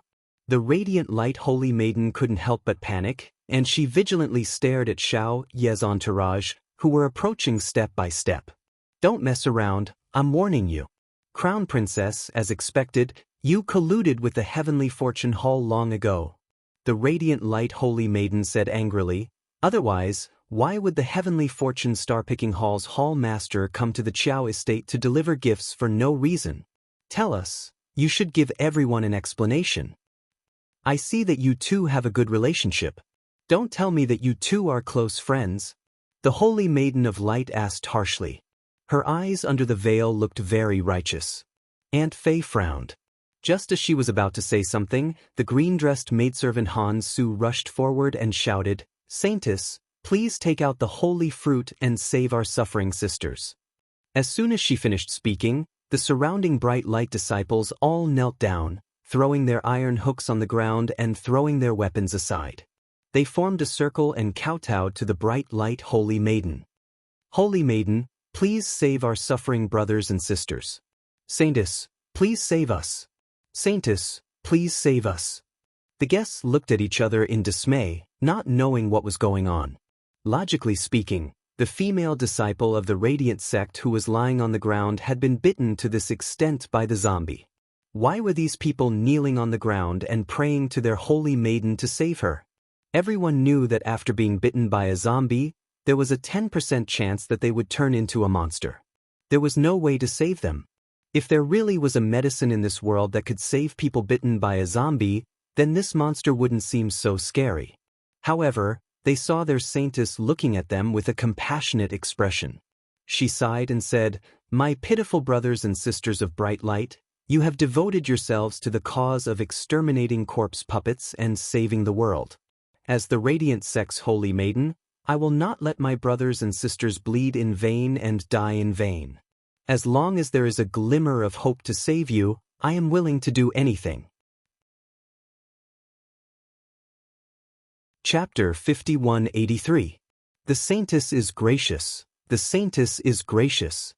The surrounding fools were kneeling and kowtowing, creating a ruckus at the Qiao estate's entrance. The cold smile on Arbor's face tightened even more. When Prince Mo entered, he initially thought that he had entered the wrong door. He didn't know what these demons and ghosts at the entrance were singing, but they completely blocked his words of, Wife, this husband has returned late. Wife, what's going on, what's going on? Prince Mo stepped through the door, his gaze coldly sweeping over the faces of all the guests. When everyone saw that this crown prince had arrived, they hurriedly knelt and kowtowed, calling out, Your Highness and Crown Prince. There was even a very quick-witted official who very nimbly explained, Your Highness, none of us here caused any trouble. These people at the entrance were brought here by Zhaoguang, and that female immortal who is being kowtowed to is the Saintess of Zhaoguang, Yuan Maui. What a joke! If the great crown prince remembered them, how could they have any good days in the future? They had to explain the situation clearly. They had completely obediently come to the banquet to present gifts and absolutely didn't have any other intentions, nor did they dare to have any other intentions. If this Saintess of Zhaoguang hadn't barged in with people, the banquet would still be fine. Yes, Your Highness the Crown Prince is wise. It was indeed the Saintess of Zhaoguang's sudden arrival that caused such a mess at the entrance. Wife. Prince Mo hurriedly grasped his wife's small hand. When he saw his wife's expression, his handsome face immediately stiffened, and he angrily questioned, Who made the Crown Princess angry? His wife's stoic face puffed up in anger. Who actually dared to make his wife angry on the day of the 100-day banquet? They were simply tired of living. Without waiting for Kai Xiu to speak, the fastest aristocratic madam on the side hastily explained, Reporting to Your Highness the Crown Prince, this really isn't a matter of us guests causing trouble. Originally, we were all properly celebrating the birthday of the Qiao estate's little young master. Who knew that Tianyun would actually send some hall master to congratulate us? Then the holy maiden of Zhaoguang brought people in and accused the crown princess of having a close relationship with the hall master of the Heavenly Fate Hall. She must be involved with the Heavenly Fate Hall. This madam was very eloquent. In just a few sentences, she had recounted the whole story, and all the guests present nodded their heads. Yes, it really has nothing to do with us. Your Highness, it's him. It's them. They made the crown princess so angry that she couldn't speak. This is really devoid of conscience. The guests cursed at the same time. Not only did these people cause trouble at the Qiao Estate's young master's 100-day celebration, they even gave 2 bloody fingers to the crown princess. Not only that, he even gave a corpse puppet to the Qiao Estate's young master. That's insane. The crown prince grew angrier as he listened, and smoke seemed to be coming out of his head. Yuba, capture these people for us. This crown prince wants these people to know one thing. Anyone who comes to the Qiao estate to cause trouble must die. They really had nothing better to do, coming to his wife's family to cause trouble. His wife was already suffering so much.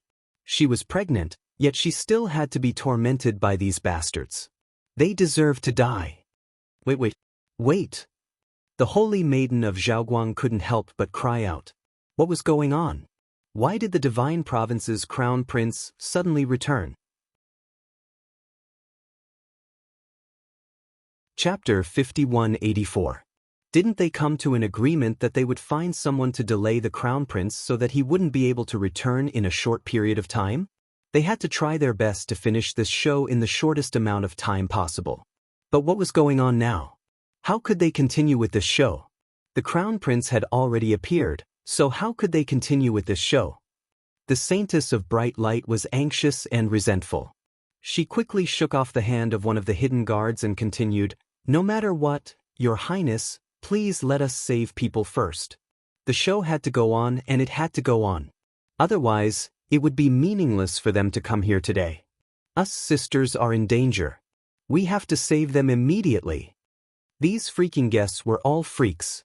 They clearly knew what the truth was, and they had personally witnessed the close relationship between the crown princess and the head of the Tianyun Hall. But now, in front of the crown prince, they only knew how to push the bright light out as a scapegoat. They didn't talk about anything else, but said that the bright light had angered the crown princess, so they hurriedly tried to distance themselves from the bright light. Could these people be any more shameless? The Saintess of Bright Light clenched her teeth. She didn't expect that these people from the aristocratic families and the officials were all the same. They didn't dare to go against the little crown princess, so they pushed the bright light out as scapegoats. Shameless to the extreme. Take them away. Mo Lien waved his hand impatiently, and more hidden guards bounced out from the four-sided horned canopy, forcibly expelling the Radiant Light Group's group of people. The Saintess of Bright Light and the others struggled and shouted, "What are you trying to do? Are you not even giving us a chance to save people? Let go, bastards. Don't use your status and power to bully good people like us." The group was beaten to the ground by the Dark Court guards led by Hades Ba, and they struggled with all their might. As the two sides were in a stalemate, the Saintess of Bright Light struggled to climb out of the crowd. She rushed to the side of the bright light female disciple who was lying on the ground on the verge of death. She lifted her head with one trembling hand, her face full of tears. Just as a secret guard rushed up, the Saintess of Light suddenly raised her hand and revealed a small white jade porcelain bottle in front of everyone. She shouted, "I have a way to save this sister who was bitten by the zombie. I really need a way." Arbor stared coldly at the woman in front of him with a gloomy expression. Saintess Zhaoguang also knew that her acting was quite stiff. According to reason, if these shadow guards hadn't come up to disturb the situation, it should have been the various disciples of Zhao Guang crying bitterly and begging her to save this sister. Then she thought about it again and again. Considering the big picture, she reluctantly took out the porcelain bottle to save him. But now, after being beaten up by these people, she had no choice but to jump to the last step. She raised the porcelain bottle in her hand and shouted. Everyone's gaze was naturally focused on the porcelain bottle in her hand. The Saintess of Bright Light took a deep breath and poured out a pure green crystal fruit from the bottle. She held it in her hand and showed it to everyone. This is the one and only holy fruit in the world. It's the spirit of all trees, the holy tree. The fruit that it bears. It can cure all poisons in the world, including zombie poison. Following the Saintess of Radiant Light's every word, Qiao Mu's eyes instantly turned into two icy, deep pools. Chapter 5185. This holy maiden of Zhaoguang actually said that her porcelain bottle contained holy fruit? She really couldn't help but ask her a thing or two. If the holy tree of all wood was in the hands of this holy maiden of light, then what was Chiochio in her star domain? If the holy maiden of light was the one who controlled the holy wood, then what was the origin of the holy wood that Sir Jojo comprehended? What a joke! This holy maiden of light actually came to her and said that she had a holy fruit? The green fruit that she took out was indeed somewhat similar to the holy fruit that Chiochio gave her. However, the fruit that Chiochio gave her was furry and emerald green. The one that the holy maiden of light took out was as smooth as a mirror. Although it was green, it didn't give off the feeling that it was full of vitality. Arbor stared coldly at the holy maiden of light, who was kneeling on one knee on the ground. Her eyes seemed to freeze with ice. At this moment, everyone on the scene had a very surprised expression on their faces as they whispered to each other. Arbor vaguely heard some people say, "I've heard from a madam that this holy maiden of light has comprehended the power of the holy wood of the 5 spirit origins. She's very capable." Yes, I heard that she can summon the holy wood and use the vitality of the holy wood's origin to revive the dead. As long as someone swallows a holy fruit, no matter how sick they are, they can immediately come back to life. Is that so? Aya, that's really too amazing. If that's the case, even the king of hell won't be able to snatch someone from the holy maiden. If that's the case, then isn't she more powerful than a pill master? Isn't that so? Just as everyone was whispering, a burst of joyous laughter suddenly erupted beside the holy maiden of light. "He's alive! He's alive! He's alive! Thank God! Our sister has finally come back to life." The disciples of the holy maiden of light knelt down again as if they were worshipping a miracle. They prostrated themselves on the ground and muttered, "The holy maiden's great kindness will never be forgotten. Saintess, I will never forget your kindness." Arbor looked on coldly from the side, watching these people cry and laugh as they put on such a show. There was not the slightest extra expression on his face. "Jojo." Wei Ziqin had a perplexed look on her face as she walked to her side and asked in a low voice, What are they doing?" "Oh, it's just an act. Mother, just take it as a joke." Wei Ziqin couldn't help but stare blankly. "But why are they acting in front of our Qiao estate?" This was exactly what Arbor wanted to know. However, looking at the scene in front of her, she thought that she could guess a thing or two. Today, her little nephew was holding a 100th day banquet, and those who had come to the Qiao estate were all famous officials, nobles, and prominent families in the city. With Zhaoguang doing such a thing at their doorstep, it was bound to raise the reputation of the entire organization. He wanted to use their family as a stepping stone to climb up the social ladder. It was a good idea, but unfortunately it also depended on whether the little crown princess would give them face. "What are you still standing there for? What's there to see in such a fake show?" Mo Lien said impatiently. "Aren't you going to take them all down?" Hearing this, Yuba and the rest did not hesitate. They hurriedly pounced forward and started punching and kicking. They did not care if they caught the people of Zhaoguang. No matter if they were men or women, they would beat them up first. The holy maiden of light and the rest were all stunned. Especially this holy maiden. She really did not expect to be treated like this. Chapter 5186. She had already put in so much effort to put on such an act, so how could this crown prince still be so unreasonable? Didn't he see that the holy fruit she took out saved a female disciple on the brink of death in front of everyone's eyes? Didn't he know what this meant? This meant that she, the saintess of bright light, could revive the dead and resolve the series of disasters that Tianyun had created. She could save those normal people who had been infected by corpse poison. As long as she wanted, as long as she was willing, that entire bright light could save even more people from the abyss of suffering in the future.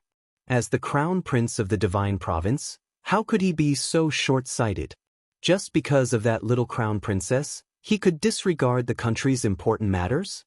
How could he be so selfish and let down the trust of the divine province's citizens and his ancestors? When the saintess of bright light thought of this, she suddenly felt a pain in her head. Someone had actually pressed her head down and slapped her into kneeling on the ground? "You, what are you doing?" The saintess flew into a rage, and her body couldn't help but twist back and forth in their hands. Stop, stop slapping, stop slapping. How could the Saintess of Bright Light be a match for the U court guards after her head was slapped several times in succession? Together with Aunt Fay and the rest, they were all subdued by the hidden guards on the spot and forced to kneel on the ground in 2 obedient rows. Speak. Arbor spoke faintly as he stared at the Saintess of Bright Light kneeling at the very front and asked, "Where did you place the holy wood fragment?" This Saintess of Bright Light was truly quite an interesting person. She came to the door herself and allowed the sapling Chiochio to sense a bit of the power of the holy wood in her body. Indeed, the Saintess of Bright Light didn't lie. She had indeed used the power of the spirit of the holy wood. Unfortunately, it wasn't as she had boasted, that she had comprehended the power of the wood spirit's origin on her own. Just like how the Holy Water sect had borrowed the power of the holy water back then, this saintess was also the same. Borrowing and comprehending on one's own were definitely completely different. Chiochio told her through divine sense that the holy wood fragment was not with the Saintess of Light at the moment. Its aura was faintly discernible, so it should have been hidden by the scheming saintess. I don't understand what you're talking about. Saintess Zhaoguang's heart trembled slightly. She opened her mouth and said this. Arbor didn't waste any more words with her and shot a look at Yuba. The latter nodded and lifted the bright light holy maiden up. He called out to his brothers of the Nether Court guards to take down the men and women of the bright light holy maiden and drag them out of the door. From the looks of it, there was an 80% chance that everyone here was going to be imprisoned. Only then did those people from Zhaoguang shout out in panic, Don't. Your Highness, Crown Princess. We are Zhaoguang's people, no, not Tianyun's. That's right, Your Highness the Crown Prince, we are the sects that are fighting against the heavenly fate together with the people of the divine land. You can't do this to us. There are only so many of us for our holy fruit. You can't arrest us, you can't drag us into prison. That's right. We are the Saintess. The noise was quickly silenced by a few kicks from the underworld court guards. The hidden guards didn't care whether they were making a fuss or not. After all, they had received His Highness the Crown Prince's orders and only cared about dragging them out. Chiochio's last fragment is related to this woman. She can't die for now.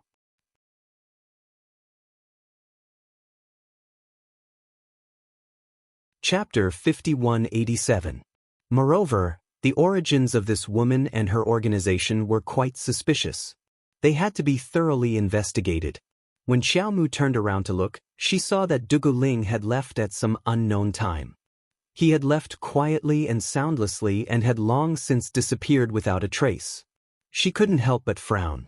People from Tianyun and Zhaoguang had entered her Qiao estate's gates at the right time. Could it be that there really wasn't any connection? She couldn't help but suspect this. Tianyun and Zhaoguang, did they have some kind of connection? Wife, don't get angry with idle people. The Crown Prince held her hand and consoled her in a low voice. These people aren't worth getting angry with, understand? Arbor nodded and looked up at him. Didn't you send a message back earlier saying that you had some matters to attend to and might not be able to make it back in time? I wanted to come back earlier to accompany you.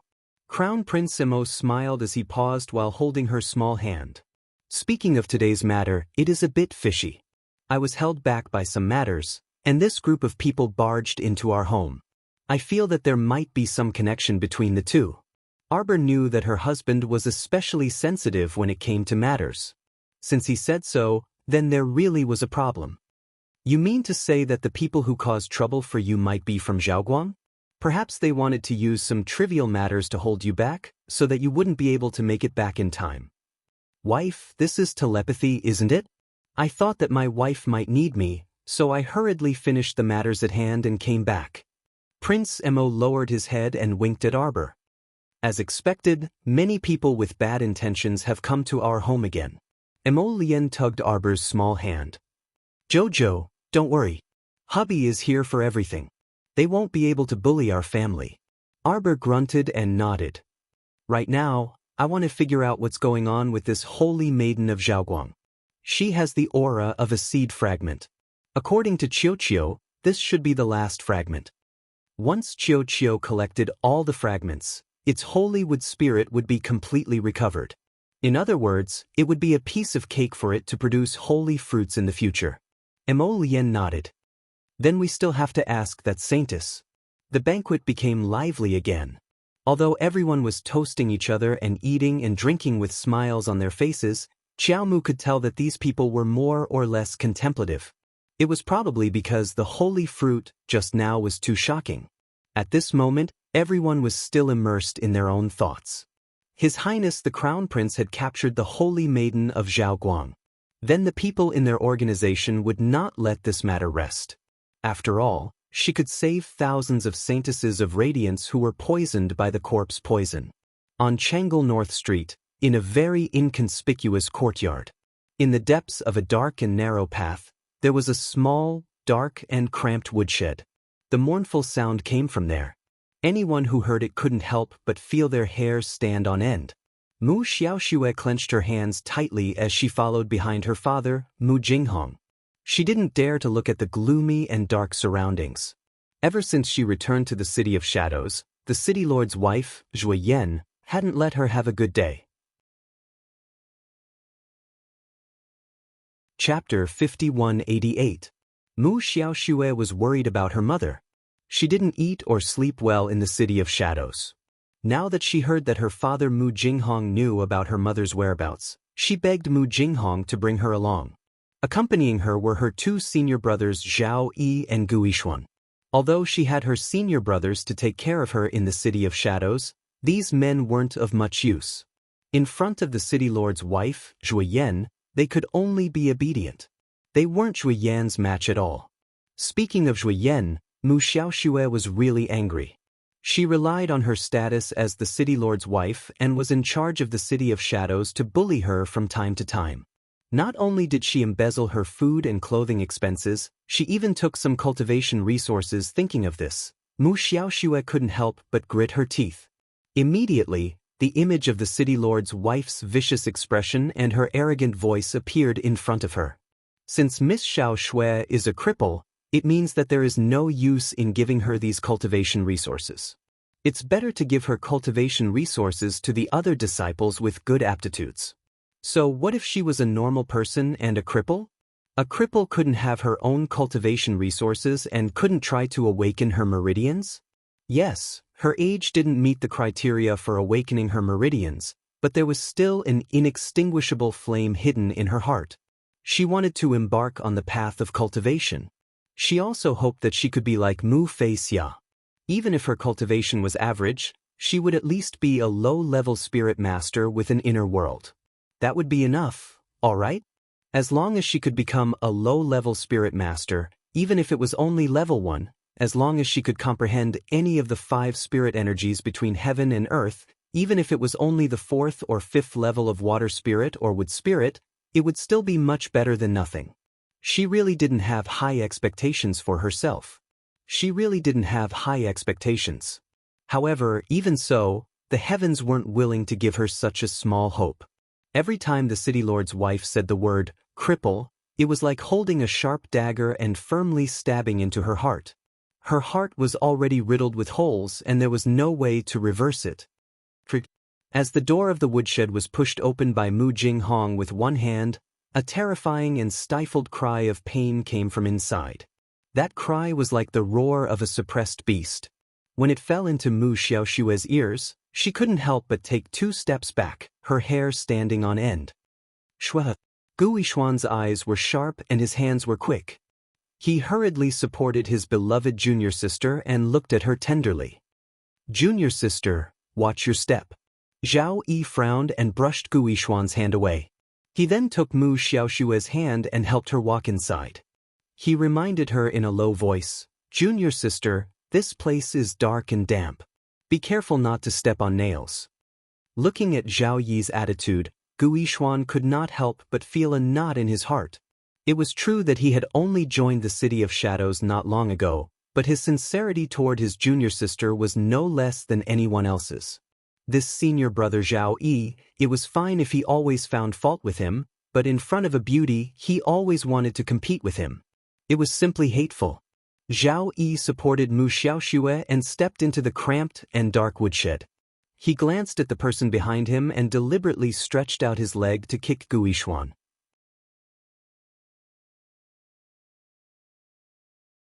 Chapter 5189. This kick caused Gu Yishuan to stumble slightly, delaying the two by half a step. Gu Yishuan was so angry that smoke came out of his head. He could only watch helplessly as Zhao Yi led his junior sister into the woodshed. A trace of resentment emerged in his heart. The seed of resentment was buried in his heart. He only needed to stimulate it a little every day and it would grow as if it had taken root and sprouted. Damn Zhao! Gu Yishuan gritted his teeth and followed in. Because his steps were too big, he kicked the door frame, making a bang sound. Mu Jinghong frowned and turned to look. He said coldly to Gu Yishuan, "Be careful." "Yes, master." Gu Yishuan was shocked. He hurriedly bowed and did not dare to show the slightest anger on his face. Mu Jinghong was too lazy to care about his disciples. This Gu Yishuan, if it were not for his daughter Mu Xiaoxue asking him to accept him as a disciple, with his ordinary aptitude, he would not be qualified to enter the City of Shadows. It was only because of the power of the Gu family behind Gu Yishuan. Although the Gu family was not a first-class aristocratic family, it could still be ranked as a second-class aristocratic family. It seemed that there were some redeeming qualities. Mu Jinghong's footsteps suddenly stopped. From his angle, he could see a thin and shriveled figure curled up in the corner. His whole body was pressed against the firewood like a thin piece of paper. He looked like he had experienced the vicissitudes of life and had a pitiful look. "Qingya." Mu Jinghong's voice was trembling with fear. He did not expect that in just a short period of time, Qingya would be tortured to such an extent that she did not look human. These people were really abominable. Mu Jinghong's eyes were wide open as he walked forward quickly. Mu Qingya, who was curled up beside the pile of firewood, could not help but twitch slightly. Her whole body shrank behind the pile of firewood. This kind of feeling of resistance and rejection was very obvious. "Qingya." Mu Jinghong did not care about how dirty she was. He strode forward and pulled this weak woman into his arms. At this time, he saw Mu Qingya's bony face clearly. Mu Jinghong's heart was filled with grief and indignation. He could not help but cry. "Qingya, how have they treated you during this period of time? How could a dignified and elegant woman be tortured to such a state?" She had fallen into Arbor's hands. That evil woman from Arbor had actually sent people to make his Qingya look like this. Mother. Mu Xiaoxue was also scared out of her wits by her mother's current appearance. She screamed twice and knelt down in front of her mother. Mu Qingya's dim eyes suddenly lit up. She reached out her bony hand and groped in front of her as if she wanted to grab Mu Xiaoxue's hand. However, when Mu Xiaoxue saw her mother's dark, bone-like claws, she hesitated and subconsciously shrank back. Although her movements were very fast, Mu Qingya could still see her daughter's movements clearly even though her vision was blurry. Her retraction of her hand was like a heavy punch to Mu Qingya's heart. Mu Qingya's heart twitched. The sound that came out of her mouth was as if she had been run over by a wheel. She called out "Xiaoxue" in a deep voice and raised her trembling hand again. Chapter 5190. This time, Mu Xiaoxue braced herself and reached out her hands. After all, under the strict gaze of her father, Mu Jinghong, if she retracted her hands again, it would definitely cause her father's dissatisfaction. Right now, in the entire City of Shadows, the only person who could protect her was her father. Naturally, she wouldn't provoke her father's anger over such a small matter. However, when her mother's bony and incomparably cold hands touched her, Mu Xiaoxue couldn't help but feel a chill run down her spine. It was really like a pair of hands of a dead person. Not to mention the lack of warmth, there were even rotting acne on the back of the hands. She didn't know what kind of feelings her father had for her mother. He was actually able to carry a person who looked like a skeleton and was covered in rotting sores. No wonder the city lord's wife, Zhui Yan, hated her mother so much. Compared to the city lord's wife, it was obvious that her father's love for her mother, Mu Qingya, was unquestionable. Mu Xiaoxue took a deep breath and used almost all of her strength to hold Mu Qingya's bony hands. With this touch, she felt that her mother was missing 2 pinky fingers. She was so shocked that she almost let go. Mu Qingya said intermittently, "Xiao, Xiao Shui." Jinghong, Mu Jinghong hurriedly hugged her and said in a deep voice, "I'm here, Qingya. Don't worry, your illness will definitely get better. I will send the best people to treat you. However, before I reach an agreement with the second young master, I will have to trouble you to stay here for a few more days." Mu Qingya spent a lot of effort before slowly nodding her head. I know. However, she knew her own body better than anyone else. This body was about to collapse. After experiencing so many medicinal trials, she was already lucky to be able to hold on until today. However, she didn't know how long she could hold on. She knew in her heart that once her body completely collapsed, she might turn into a pile of meat paste or something even uglier. She didn't want to frighten her daughter, Xiao Shui. Her Xiao Shui was so perfect. She was like her in every aspect. This girl has a brighter future. She can't stay in a place like Tianyun. She can't. Mu Qingya grabbed Mu Jinghong's hand tightly and said word by word with great difficulty, "I want you to promise me one thing. It doesn't matter if I die, but our daughter, she can't join the heavenly fate," Mu Qingya said in a low voice. I want her to break away from the heavenly fate, break away." "Qingya, don't get agitated." Mu Jinghong hurriedly said to Mu Qingya, "Qingya, why would you say that? When did Xiao Shui join the Heavenly Fate Academy?" Mu Qingya held Mu Xiaoshue's hand. She looked a little nervous. "Even if you don't have it now, it doesn't mean that you won't have it in the future. I'm already almost about to die. They have no humanity. Xiao Shui is my daughter. She meets the conditions in all aspects. They will demand Jinghong, for the sake of our many years of husband-wife relationship, you must help Xiao Shui, help her, break away." Mu Xiaoxue was silent. Her face was as heavy as water. Chapter 5191. Despite her mother's bony claws pressing down on her hand, Mu Xiaoshue's heart did not waver.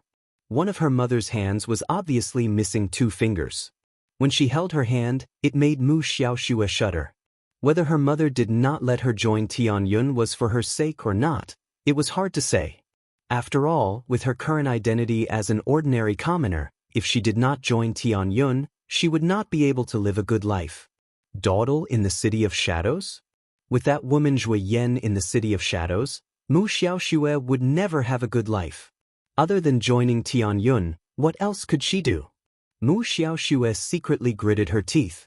If she joined Tianyun, her fate would probably change greatly. If she listened to Mu Qingya's words, he was afraid that he could only muddle along like this for the rest of his life.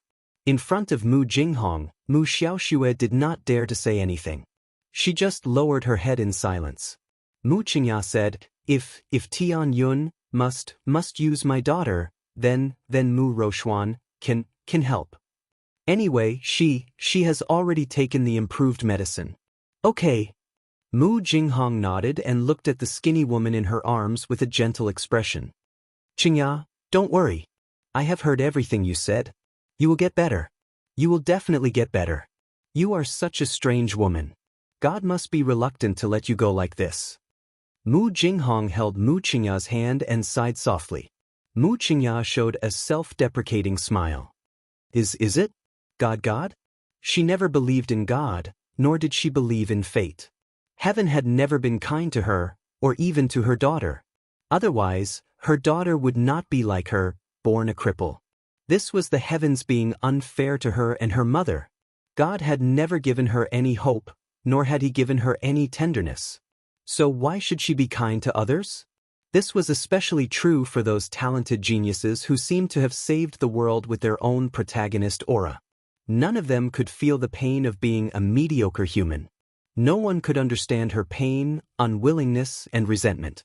These people should be like Long Chuyun and experience what it felt like to walk down from the altar and into the abyss.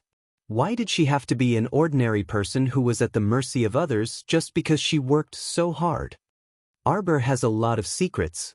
Mu Qingya held Mu Xiaoshue's hand and said in a hoarse voice, "You'd better avoid her. She's not someone you can handle." This person who had been reborn was like a demon who had returned from hell. Her daughter, Mu Xiaoshue, was definitely no match for this woman. Whether it was in terms of strength or intelligence, it was impossible to surpass them. The best method was to warn Xiao Shui to stay away from this woman, stay away from this evil spirit, the further the better, and never provoke her for the rest of her life. Unexpectedly, the more Mu Qingya said, the more indignant Mu Xiaoshue became. She had suffered at the hands of Arbor too many times to count. Every time he saw this woman, Xiao Mu, he would suffer at her hands without exception. Why did even her mother look down on her and say that she was no match for others? She was unwilling, indignant, and her heart was filled with anger. Chapter 5192. Wasn't it because that woman's cultivation was much higher than hers that she dared to speak and act so presumptuously? If only she, Xiao Muxue, could have this ability. Who knew who would be the one begging whom now? If I didn't guess wrongly, Arbor not only has a portable spirit domain, he might also have the spirit of the holy wood. The holy wood of the 5 spirit origins? Mu Xiaoshue's eyes were crimson red, and flames of jealousy shot out wantonly from the depths of her heart. She had heard her mother mention that Arbor had inherited the 10,000-year-old mermaid pearl that her mother, Long Chuyun, had given her. Now, her mother said that not only did he have a portable spirit domain, he might even have the spirit of the holy wood.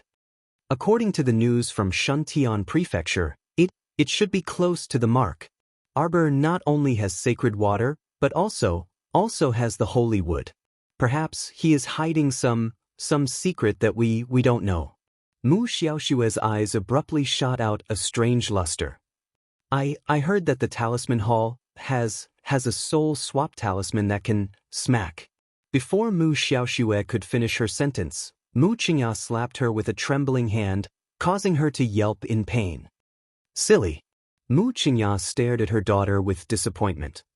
If the soul swap talisman can be used, do you think Mother can't fight for you? Xiao Mu is a cultivator. She has already experienced the 5 spirit reincarnation and broken through to the godly realm. Mu Qingya laboriously enunciated each word. With your normal person's soul energy, do you think? Can you swap out her powerful soul? If you do it rashly, you will probably only be consigned to eternal damnation. Mu Qingya supported her body with difficulty. Daughter, actually, being a normal person may not be unhappy. I only know that if I become a normal person with no accomplishments and don't strive for anything, I might just live a mediocre life without obtaining anything. I can't accept it. Mu Xiaoshue's voice choked with sobs.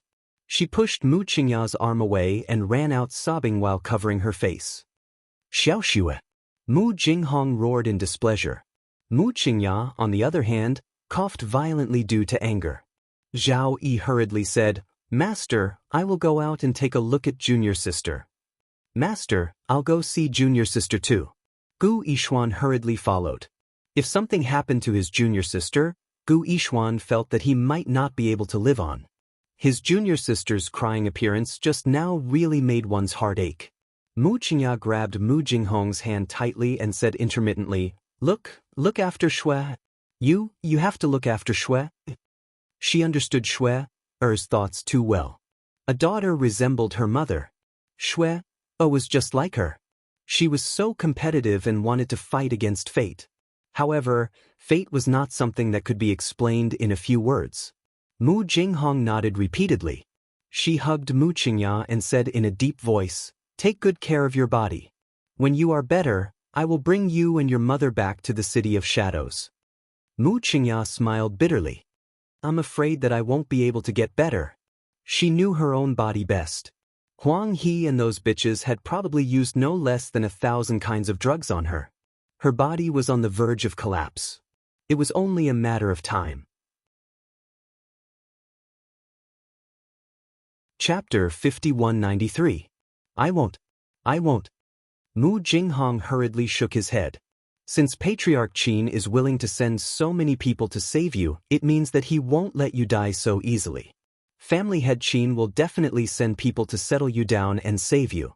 You can relax, you must relax, okay? Qingya, we still have a lot of good days to live in the future. Don't worry, as long as you get better, I'll deal with that bitch Shui Yen and let you follow me back to the City of Shadows. I'll let you be the City Lord's wife. Mu Qingya's lips curled into a smile. If you're serious about treating me well, then you must take good care of Shui. I'm afraid something will happen to my daughter. Don't worry, I will. I will definitely protect our daughter and won't let anyone bully her.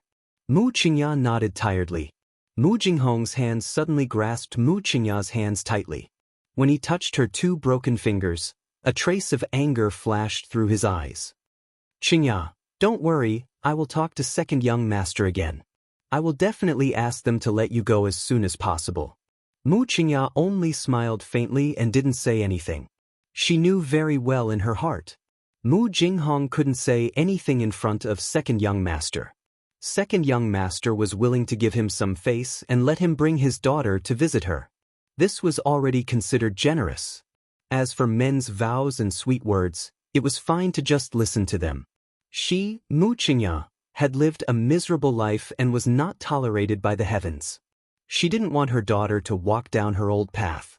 It was too hard and not worth it. She shouldn't let her good years go to waste. Mu Xiaoshue's cries reached Gu Yishuan's ears from afar, causing his heart to clench. He couldn't bear it. He walked over quickly, and from afar he saw Zhao Yi, that grandson, hugging his beloved junior sister, whispering something under a cluster of flowering trees.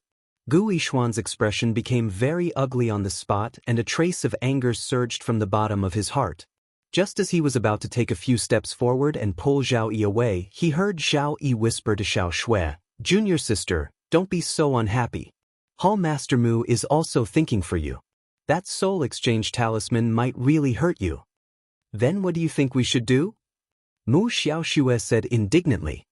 "My mother can't even save herself. I'm just a weak woman. How am I supposed to protect myself in the future?" Zhao Yi immediately patted his chest and said, "Don't worry, junior sister, I will definitely protect you." Mu Xiaoshui sneered in her heart. However, Gu Yishuan interrupted first. "With your cultivation, you can't even defeat one of Qiao Mu's fingers. What are you going to use to protect Xiao Shui?" "What did you say?" Zhao Yi jumped up in agitation as if he had been stung by a bee's tail. Gu Yishuan snorted coldly. "If you really care about junior sister, then you should come up with a better idea for her." "What do you mean?" "Junior sister." Gu Yishuan approached the two with a gloomy face. "Think about it. Do you really want to exchange your soul into that evil woman's body? If you want to take over her body, then you have to give birth to her child. Not only that, you have to face her paralyzed face all day long. Are you willing to do that?" Mu Xiaoshui had a look of realization and shook her head. "I don't want to give birth to her child. I don't want to." She wasn't willing to bear that kind of pain. Chapter 5194. On what basis? On what basis should she, a pure and noble young lady, help that slut bear a child? Bah, don't even think about it. Moreover, she, Mu Xiaoshui, was a prideful person. The man she wanted had to be the best in the world, the perfect and flawless. How could she take over someone else's husband? She didn't want that. Moreover, that man's heart was filled with other women. She couldn't tolerate such a thing happening to her. The man she wanted had to give his heart and soul to her alone. He couldn't have any other thoughts. Gu Yishuan cracked a sinister smile. "Junior sister, what you want is only that person's talent. It's her life's opportunity." Mu Xiaoshui nodded. She almost had a nightmare. If she really took over that woman's broken body, she would be pregnant and have to raise her child in the future. She really wanted to vomit to death. Looking at that stoic face every day was too painful. No, Gu Yishuan was right. She only wanted that woman's natural look. It was an opportunity that she couldn't live without. As for that rotten body, she didn't want it. Gu Yishuan's eyes flashed with pride. He looked at Zhao Yi and said, I heard that our Tianyun's Talisman Hall has a talisman called the Universe Reversal Talisman. Zhao Yi's heart trembled. That's the most powerful talisman the Talisman Hall has made in all these years. What do you want? What is eldest senior brother's deep love for junior sister all in act? You don't even dare to steal a mere universe reversal talisman? You want me to steal a talisman from the Talisman Hall? Zhao Yi almost shouted. In the end, his rationality pulled him back. He had no choice but to lower his voice and spit out those words. Mu Xiaoshue's eyes lit up when she heard the words Universe Reversal Talisman. That's right, how could she forget that there was such a talisman in the world? This talisman was practically tailor-made for her. She needed this talisman. She wanted this talisman. She wanted to transfer all of that woman's destiny and all of her good fortune to herself. She, Mu Xiaoshue, was destined to take everything from that woman, including her cultivation, her portable spiritual domain, the holy wood, the holy water, everything. Just the thought of it made Mu Xiaoshue's blood boil. It was as if she had already succeeded and taken over everything that the bitch had. Fate? Is fate unfair to me? If it was unfair, she could fight for it. She could try her best to defy the heavens and change her fate. Haha. Thinking of this, Mu Xiaoshue could not help but giggle. She really wanted to obtain this inverse the universe talisman. She couldn't help but look at Zhao Yi expectantly. Seeing this, Gu Yishuan couldn't help but laugh in her heart. Zhao Yi, oh Zhao Yi, it's not so easy to pretend to be a Casanova. Once Zhao Yi stepped into the Hall of Talismans and Spells to steal talismans, he would teach him a lesson he would never forget. Zhao Yi loved and cherished this junior sister from the bottom of his heart. When he saw that she was looking forward to him, his heroic complex surged and he hurriedly nodded at her. Don't worry, junior sister. As long as such a talisman really exists in the Hall of Talismans and Spells, I will get it for junior sister even if I have to climb a mountain of swords or dive into a sea of fire. Zhao Yi solemnly promised.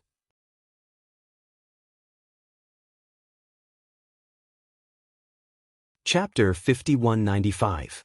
Senior Brother. Mu Xiaoshue was overjoyed. She moaned and fell into Zhao Yi's arms. She hugged the man with a tender and affectionate look on her face. Zhao Yi immediately hugged her soft waist. His heart was filled with joy as he lowered his head to ask for a kiss. Mu Xiaoshue was secretly angry, but in order to trick Zhao Yi into giving her his unswerving loyalty, she had to bite the bullet and let him kiss her. But when she felt her lips turn cold, she felt nauseous. Resisting the urge to vomit, Mu Xiaoshue pretended to smile at the man. Zhao Yi's heart was in turmoil. He reached out and hugged the woman he loved tightly. He felt like he was floating. It felt like even if he had to go through a mountain of knives and a sea of fire, there was nothing to be afraid of. In order to make little junior sister happy, he was willing to risk his life. He was willing to do anything for her. Gu Yishuan gritted his teeth and looked coldly at Zhao Yi. Zhao Yi was a brainless man. He was destined to be his stepping stone. Even he, who had joined the organization halfway, knew about the Talisman Hall. It was the most mysterious place in the entire sect. But in order to trick Zhao Yi, Gu Yishuan spared no effort. I heard that Master Luo from the Talisman Hall has been by young master's side recently. As the deputy hall master of the Talisman Hall, he should have such an important talisman with him. Zhao Yi was not a complete fool. He was not completely blinded by beauty. Hearing Gu Yishuan's words, he turned around with his junior sister in his arms. He stared at Gu Yishuan and sneered. Is there such a coincidence? Gu Yishuan shrugged and smiled pretentiously. Coincidence or not, we will only know when we see it. What do you mean? What I mean is Master Luo is an important member of the Hall of Heavenly Fortune Talisman Hall. Even if he does not have the inverse the universe talisman with him, he should at least know who has it now. Zhao Yi's eyebrows were completely tied into a dead knot. Was Gu Yishuan tricking him? If he were to ask Master Luo such a sensitive question, then, Senior Brother Zhao, am I making things too difficult for you? Mu Xiaoshue, who was buried in his arms, raised her head and asked gently. Zhao Yi hurriedly hugged her tightly and said with a smile, No problem, I'll leave this matter to Senior Brother. For the beauty in his arms, what was so difficult about climbing a mountain of swords or plunging into a sea of fire? Zhao Yi was hot-headed and immediately agreed. It was worth it to fight for his junior sister. Greetings, second young master. Mu Jinghong was led to the back garden. Mu Jinghong glanced at the man who was standing in front of the stone table, leaning slightly to practice calligraphy with his back facing her. Mu Jinghong forced a smile and bowed to the Omega Kotoku. Second young master was dressed in a purple robe. He stood tall and straight in front of them. Oh, you came at the right time. It's City Lord Mu. A laugh came from the courtyard entrance. Mu Jinghong turned around and hurriedly bowed again. Mu Jinghong greets eldest young master. Eldest young master Qin waved a small gold fan and smiled. City Lord Mu need not be so courteous. We are all family. Have a seat. Mu Jinghong cupped his hands in greeting and respectfully sat down on a stone stool in front of the two. He got straight to the point. Young master, when can this subordinate bring Hall Master Mu back to soaring heaven? Chapter 5196. Bring him back. Young Master Omega Kotoku glanced at Mu Jinghong with a spurious smile. City Lord Mu, have you forgotten? Father has already handed Flying Paradise to me. Flying Paradise is now under my jurisdiction. Isn't it right for me to keep Hall Master Mu? Young Master Omega Kotoku sneered. Could it be that Hall Master Mu is only subservient to me on the surface and is actually working for Father? Young Master, you're exaggerating. Mu Jinghong hastily defended himself. Flying Paradise was previously managed by family head Qin, but now it's considered second younger brother's subordinate. Eldest young Master Qin interrupted Mu Jinghong with a smile and winked at him. Second younger brother naturally has his own reasons for keeping Hall Master Mu. City Lord Mu, if there's nothing else, it's better for you to return early. He truly understood this younger brother of his all too well.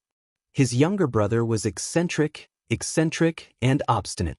Once he set his mind on something, he would carry it out to the end. For example, it was his decision to leave Mu Qingya in Changle Villa. Mu Jinghong was truly too naive to think that he could influence second younger brother's decision. Mu Jinghong nodded gratefully at eldest young Master Qin. He wasn't someone who didn't know what was good for him and naturally knew that eldest young master was giving him advice. That's right, this second young master's temperament was extremely unpredictable. It would be more appropriate for him to return and seek help from family head Qin first and ask him to make a trip here. Even if he wanted to reason with this second young master, there was probably nothing he could do. This young master had never been an easy person to talk to. Thinking of this, Mu Jinghong didn't delay any longer. He stood up and bowed to young Master Omega Kotoku and eldest young master before hastily bidding farewell and leaving. Young Master Omega Kotoku's icy gaze stared fixedly at the man's departing figure. After a long while, he glanced at eldest young master. This younger brother never knew that eldest brother was so compassionate. Eldest young Master Qin gazed at him innocently. What do you mean? Didn't you remind Mu Jinghong to leave as soon as possible and not confront me head-on because you wanted to tell him that he can't rely on himself alone? He can't save Mu Qingya on his own. If we want to save her, we have to ask Father for help. Eldest young Master Qin couldn't resist chuckling as he waved the small fan in his hand. What are you saying? Mu Jinghong and I are not related in any way, so why should I help him? On the other hand, second brother, you had Ling send 2 fingers to the little Stoic's family on their wedding day. This gift is too original. I guarantee that the little Stoic won't like it and will even secretly remember you in her heart. You're not her. How do you know she won't like it? Eldest young Sir Qin waved his fan and said with a grin, Of course I know. I was lying on the roof opposite her house at the time and saw everything. You didn't see the little Stoic's complexion. Tisk, it's so dark, it's comparable to the bottom of a pot. Omega Kotoku looked at him silently. Second brother, don't blame me for not teaching you a few moves. You can't woo a girl like this. Say, who would freaking be happy if you send her 2 bloody severed fingers on her wedding day? Why don't you learn from eldest brother and have Ling send her a pile of good stuff? Although the little stoic doesn't like it on the surface, she'll still accept it all. She's a girl after all. Sending her some shiny things is better than sending her bloody ones. Omega Kotoku glanced at him silently before standing up and walking towards the woodshed. Chapter 5197. Eldest young Serchin was startled and hastily followed after him, shouting the entire way. Second brother ran, "Why are you looking for her again? I'm telling you, if you want the little stoic to be happy, why don't you cut to the chase and kill this woman? She really won't like it if you give her a finger today and an ear tomorrow. Her body is currently undergoing the 3rd stage of mutation." That's right. Eldest young Serchin chuckled as he spread his hands. Otherwise, father wouldn't have let people rescue her. To tell the truth, since you won't kill her, then you might as well do us a favor and let Mu Jinghong bring her back. At that time, the little stoic will definitely be looking for trouble with Mu Jinghong and won't be able to find trouble with us. What do you think of eldest brother's idea? The second young Sir couldn't be bothered with him and quickly left. Eldest young Serchin stopped in his tracks with a grin and waved the small fan in his hand as he muttered to himself, "If you do this, you'll only drift further and further away. Who do you think the little stoic is? Don't try to guess the little stoic's thoughts. You won't be able to guess them even if you did." The next day, Zhaoguang gathered over 1,000 disciples and sat silently in front of Dragonflame City's capital office. They didn't do anything out of line and only sat there silently protesting the Crown Prince's order to capture their holy lady.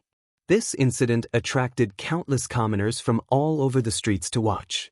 Everyone who passed by the capital office couldn't resist stopping to take a look at Zhaoguang's meditating disciples. Everyone wanted to know how the capital office would deal with them. After all, Holy Lady Zhaoguang's methods were exceedingly formidable and could save a dying person bitten by a zombie. But even so, she was still no match for His Highness the Crown Prince and was currently being held captive in the capital office's prison. The Holy Lady and her entourage were all imprisoned for the reason of causing trouble for no reason. About 16 hours had passed since yesterday's incident.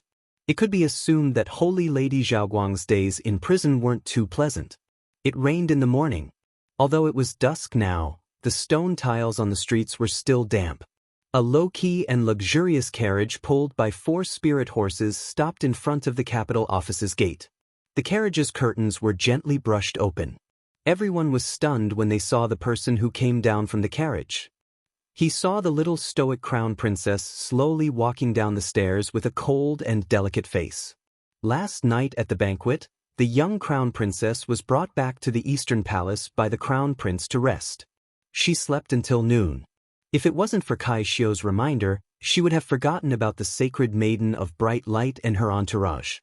Everyone's gaze landed on the young crown princess's cold face, and they couldn't help but praise her beauty in their hearts.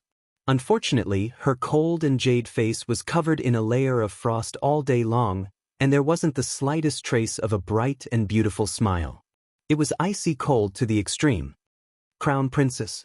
Kai Shio held her hand, and her footsteps paused slightly. The little crown princess followed her gaze and looked at the people kneeling on both sides of the capital office. The light in the young crown princess's eyes flickered as she spoke coldly. "Since they are so worried about the holy maiden, why don't we throw them into the prison as well and let them accompany their holy maiden?" Everyone, fuck, this young crown princess's train of thought was indeed completely different from the rest of the world. When she saw other people sitting quietly in protest, she actually directly detained this group of people. Her attitude was clearly, "I want to see how many people you Zhaoguang can provide." Chapter 5198. No matter how many people came, they would be detained without mercy. After all, the little crown princess was not an ordinary person, and she would not indulge them. Zhaoguang and the other disciples who were sitting still and not doing anything were all stunned at this moment. They looked in the direction of the crown princess in a daze, almost thinking that they had heard wrongly. Record all of these people in the book. Record their cultivation level and spiritual energy. Record them clearly. As Qiao Mu spoke faintly, she walked towards the capital governor's office and coldly tossed out, Have them go to Chess Mountain Spirit Mine to mine or another day. Since they're all so free, give them something to do. Yes. The secret guards beside the young crown prince consort all hung their heads, forcibly suppressing their smiles. Tell me, are these people from the Zhaoguang sect stupid? How could they casually provoke the little crown princess's patience when they came? Wouldn't they be in trouble immediately? The male and female disciples of the Zhaoguang sect who were sitting quietly were also dumbfounded. They were about to stand up and protest when the little crown princess said coldly, "If there's any resistance, kill them without mercy." Following her words, hundreds of figures scuttled out from all directions with a whoosh. They were on guard, and the defense was tight. They stared coldly at the restless Zhaoguang disciples. Everyone, Arbor had already suppressed a bellyful of anger at the little tiger's 100th day banquet yesterday. If they still wanted to provoke her today, she would make sure that they would not be able to bear the consequences. Reporting to the crown princess. A slightly older Zhaoguang disciple stood up and bowed to Arbor. "We're not here to go against the imperial court, nor to make things difficult for the crown princess. Just based on you want to make things difficult for this crown princess?" Arbor bluntly rebuked him. What a joke. That person was instantly choked speechless. That's true who could make things difficult for the crown princess. Yesterday, it was this crown princess who did not want to spill blood at the 100th day banquet. Today, I don't have so many scruples. She said coldly, "Since you people want to follow your saintess, then this crown princess will fulfill your wish." It's not the crown princess, it's not. The senior disciple wanted to say something, but the young crown princess waved her hand impatiently.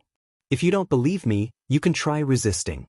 The little stoic's icy gaze swept over everyone. "Let's see if this crown princess can do anything to you." Everyone kept quiet out of fear, not daring to speak for a moment. Even the onlookers scattered like birds and beasts, obediently returning to their own homes to look for their mothers. What kind of joke was this? If they continued to watch, they might even be treated as members of the Radiant Light and be arrested as well. Not everyone's drama was worth watching. At least, in their impression, the crown princess drama wasn't very interesting. Take him away. Serene Bai raised his hand, and a group of hidden guards immediately rushed forward to arrest all the Radiant Light disciples and detain them in the capital magistrate's office. When the capital magistrate, Chao Jieto, rushed out upon hearing the commotion, he could only look at the young crown princess with a bitter expression. He deliberated again and again before still rubbing his hands and saying pitifully, "Please forgive me, crown princess. This many people, our capital magistrate's prison really can't hold all of them. How about we transfer them to the Ministry of Justice's prison?" He tried to discuss this with the young crown princess. Chao Jieto's old face was bitter.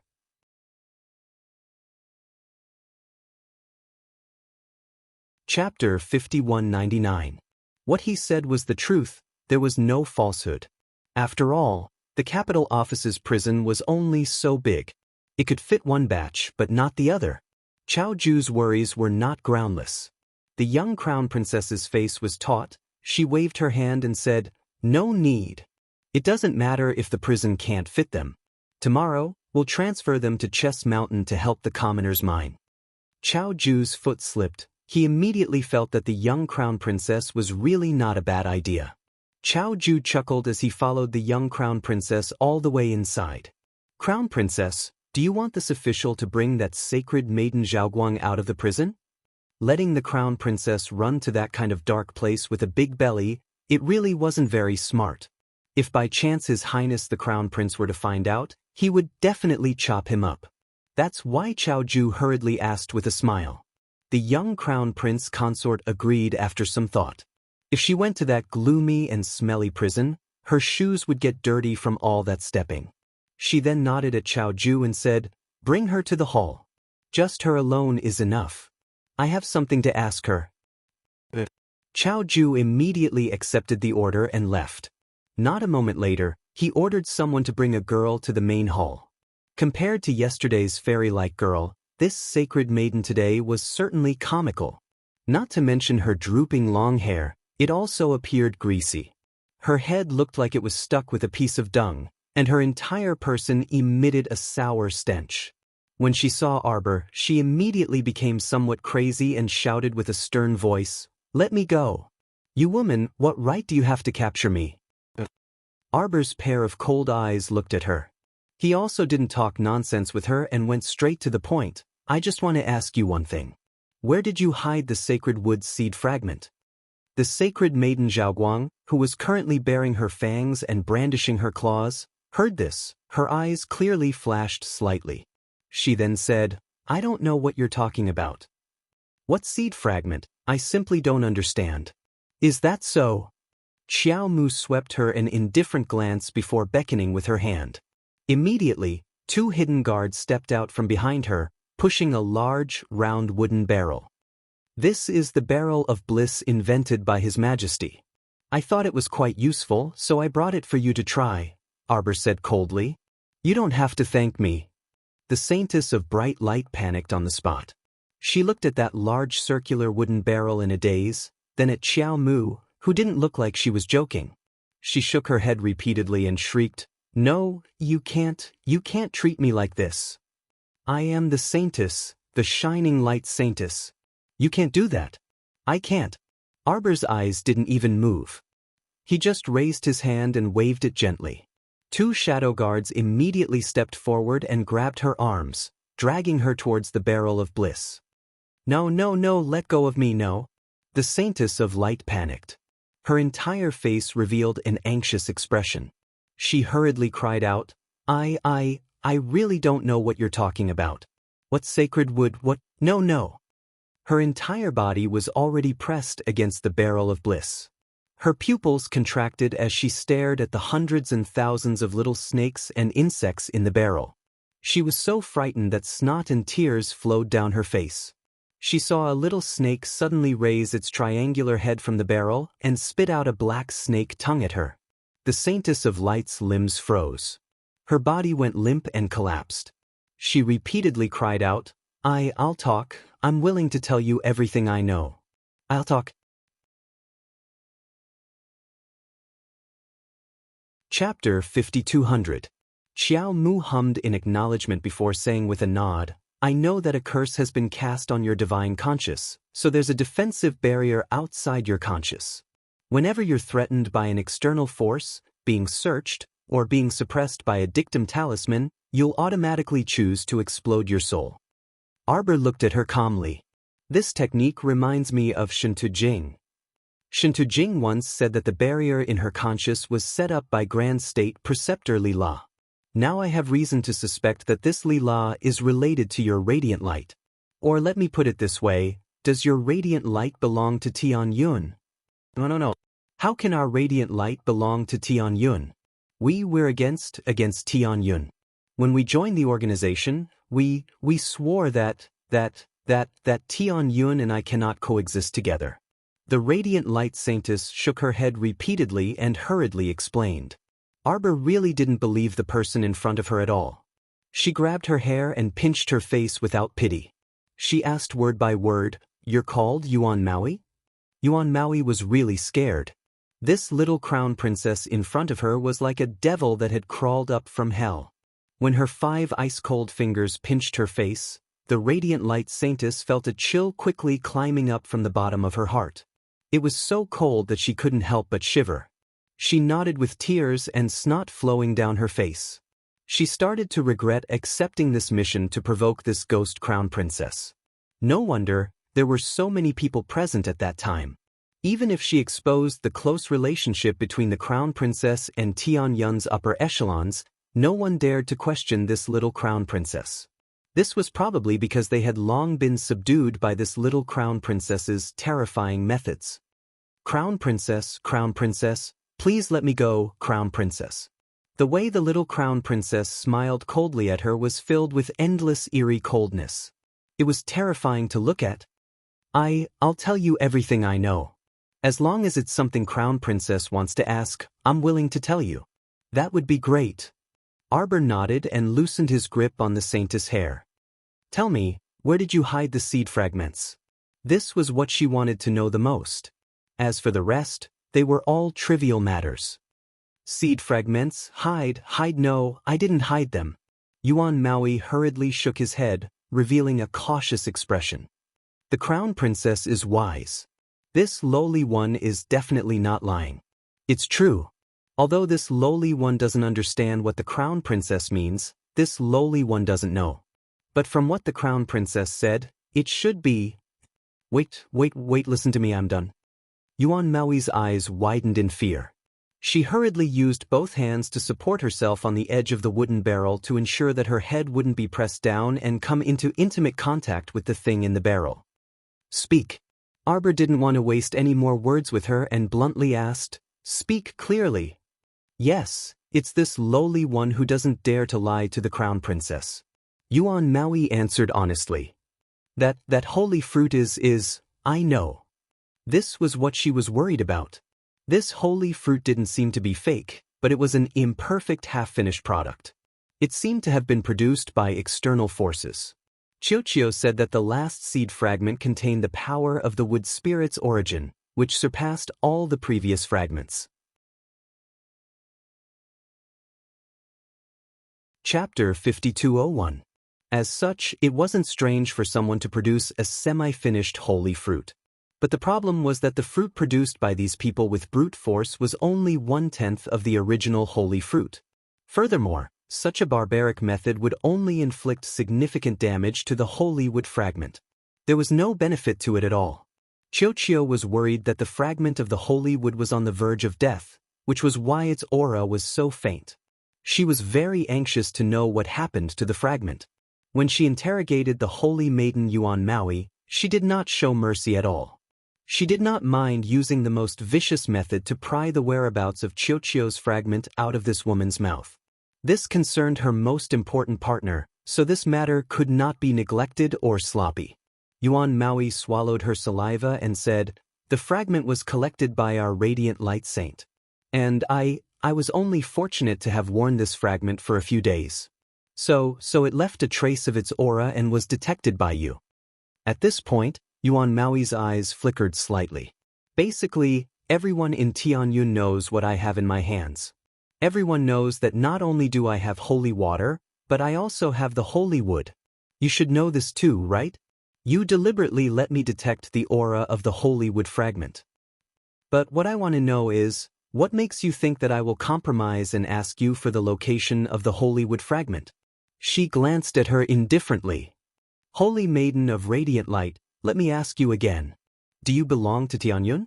The holy maiden of radiant light immediately shook her head as if she had been insulted, flatly denying, No.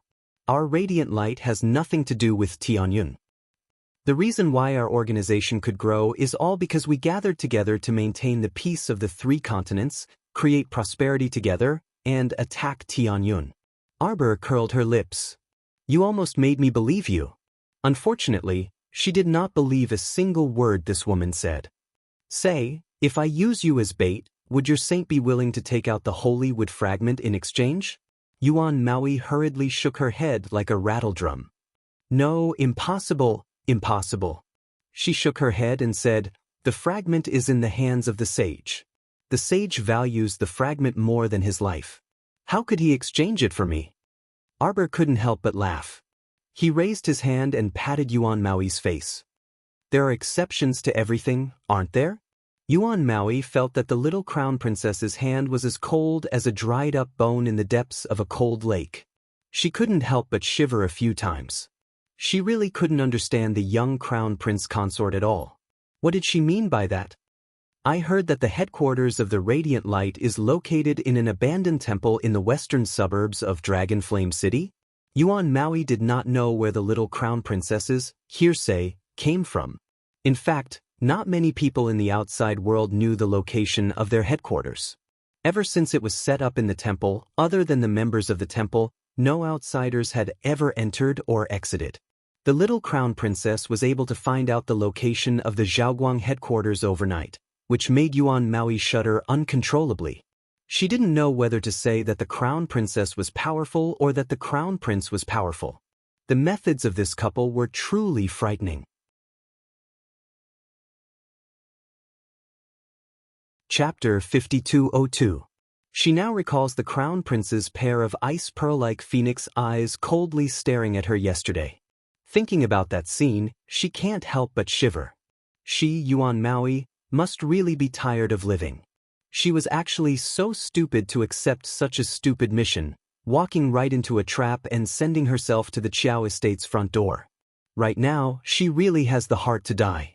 If she had known earlier, she wouldn't have listened to other people's urging. They even said that after completing this mission, there would definitely be a special reward when they return. What reward? Her little life is about to be lost because of her. Say, what do you think Tian Yun is planning? Supporting you, the radiant light, carrying the banner, winning over the hearts of the people everywhere. What is he trying to do? Is he trying to collect more experimental subjects? Arbor faintly looks at this radiant saintess. Yuan Maui shrinks back in fright. No, I don't know what you're talking about. I'll talk. Seeing that her hands are about to be forcefully thrown into the barrel of bliss, Yuan Maui screams in fright and hurriedly says, I swear, I really don't know the relationship between Tian Yun and the radiant light. I'm just an orphan girl. Since I was young, I didn't have any other skills. I was picked up by someone. The saint said that I'm smart and quick-witted, more than enough to be a saintess. What I do every day is to feed that piece of sacred wood fragment. It is true. Every word I say is absolutely not false. Crown Princess, it's true. Arbor's eyes are incomparably cold. What do you use to feed? Use blood. The saint told me to feed the fragment a drop of blood every 3 days. I just did it. Seeing the little Crown Princess fly into a rage, looking like she wants to give her 2 slaps, Yuan Maui hurriedly begs for mercy. I also don't know. The saint told me to do it, I just did it. Crown Princess, spare me, Crown Princess, spare me. This time, the saint gave me a mission. He wants me to bring people to the Chiao residence to make a scene.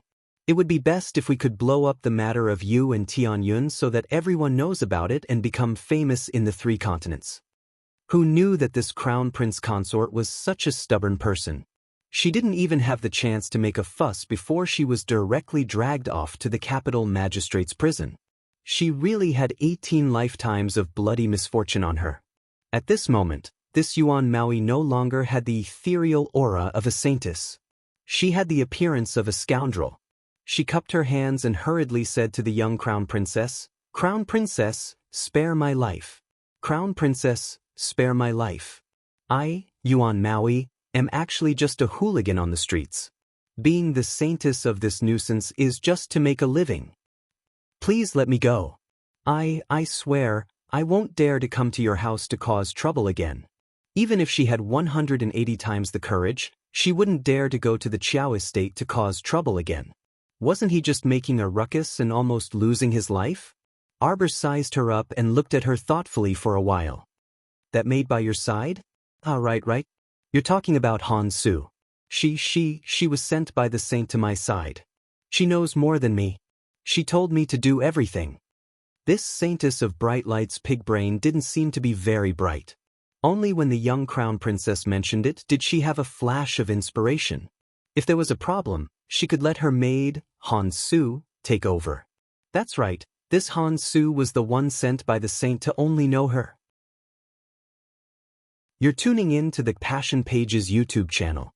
We're so grateful for your support and don't forget to subscribe to join us on this incredible journey through captivating stories.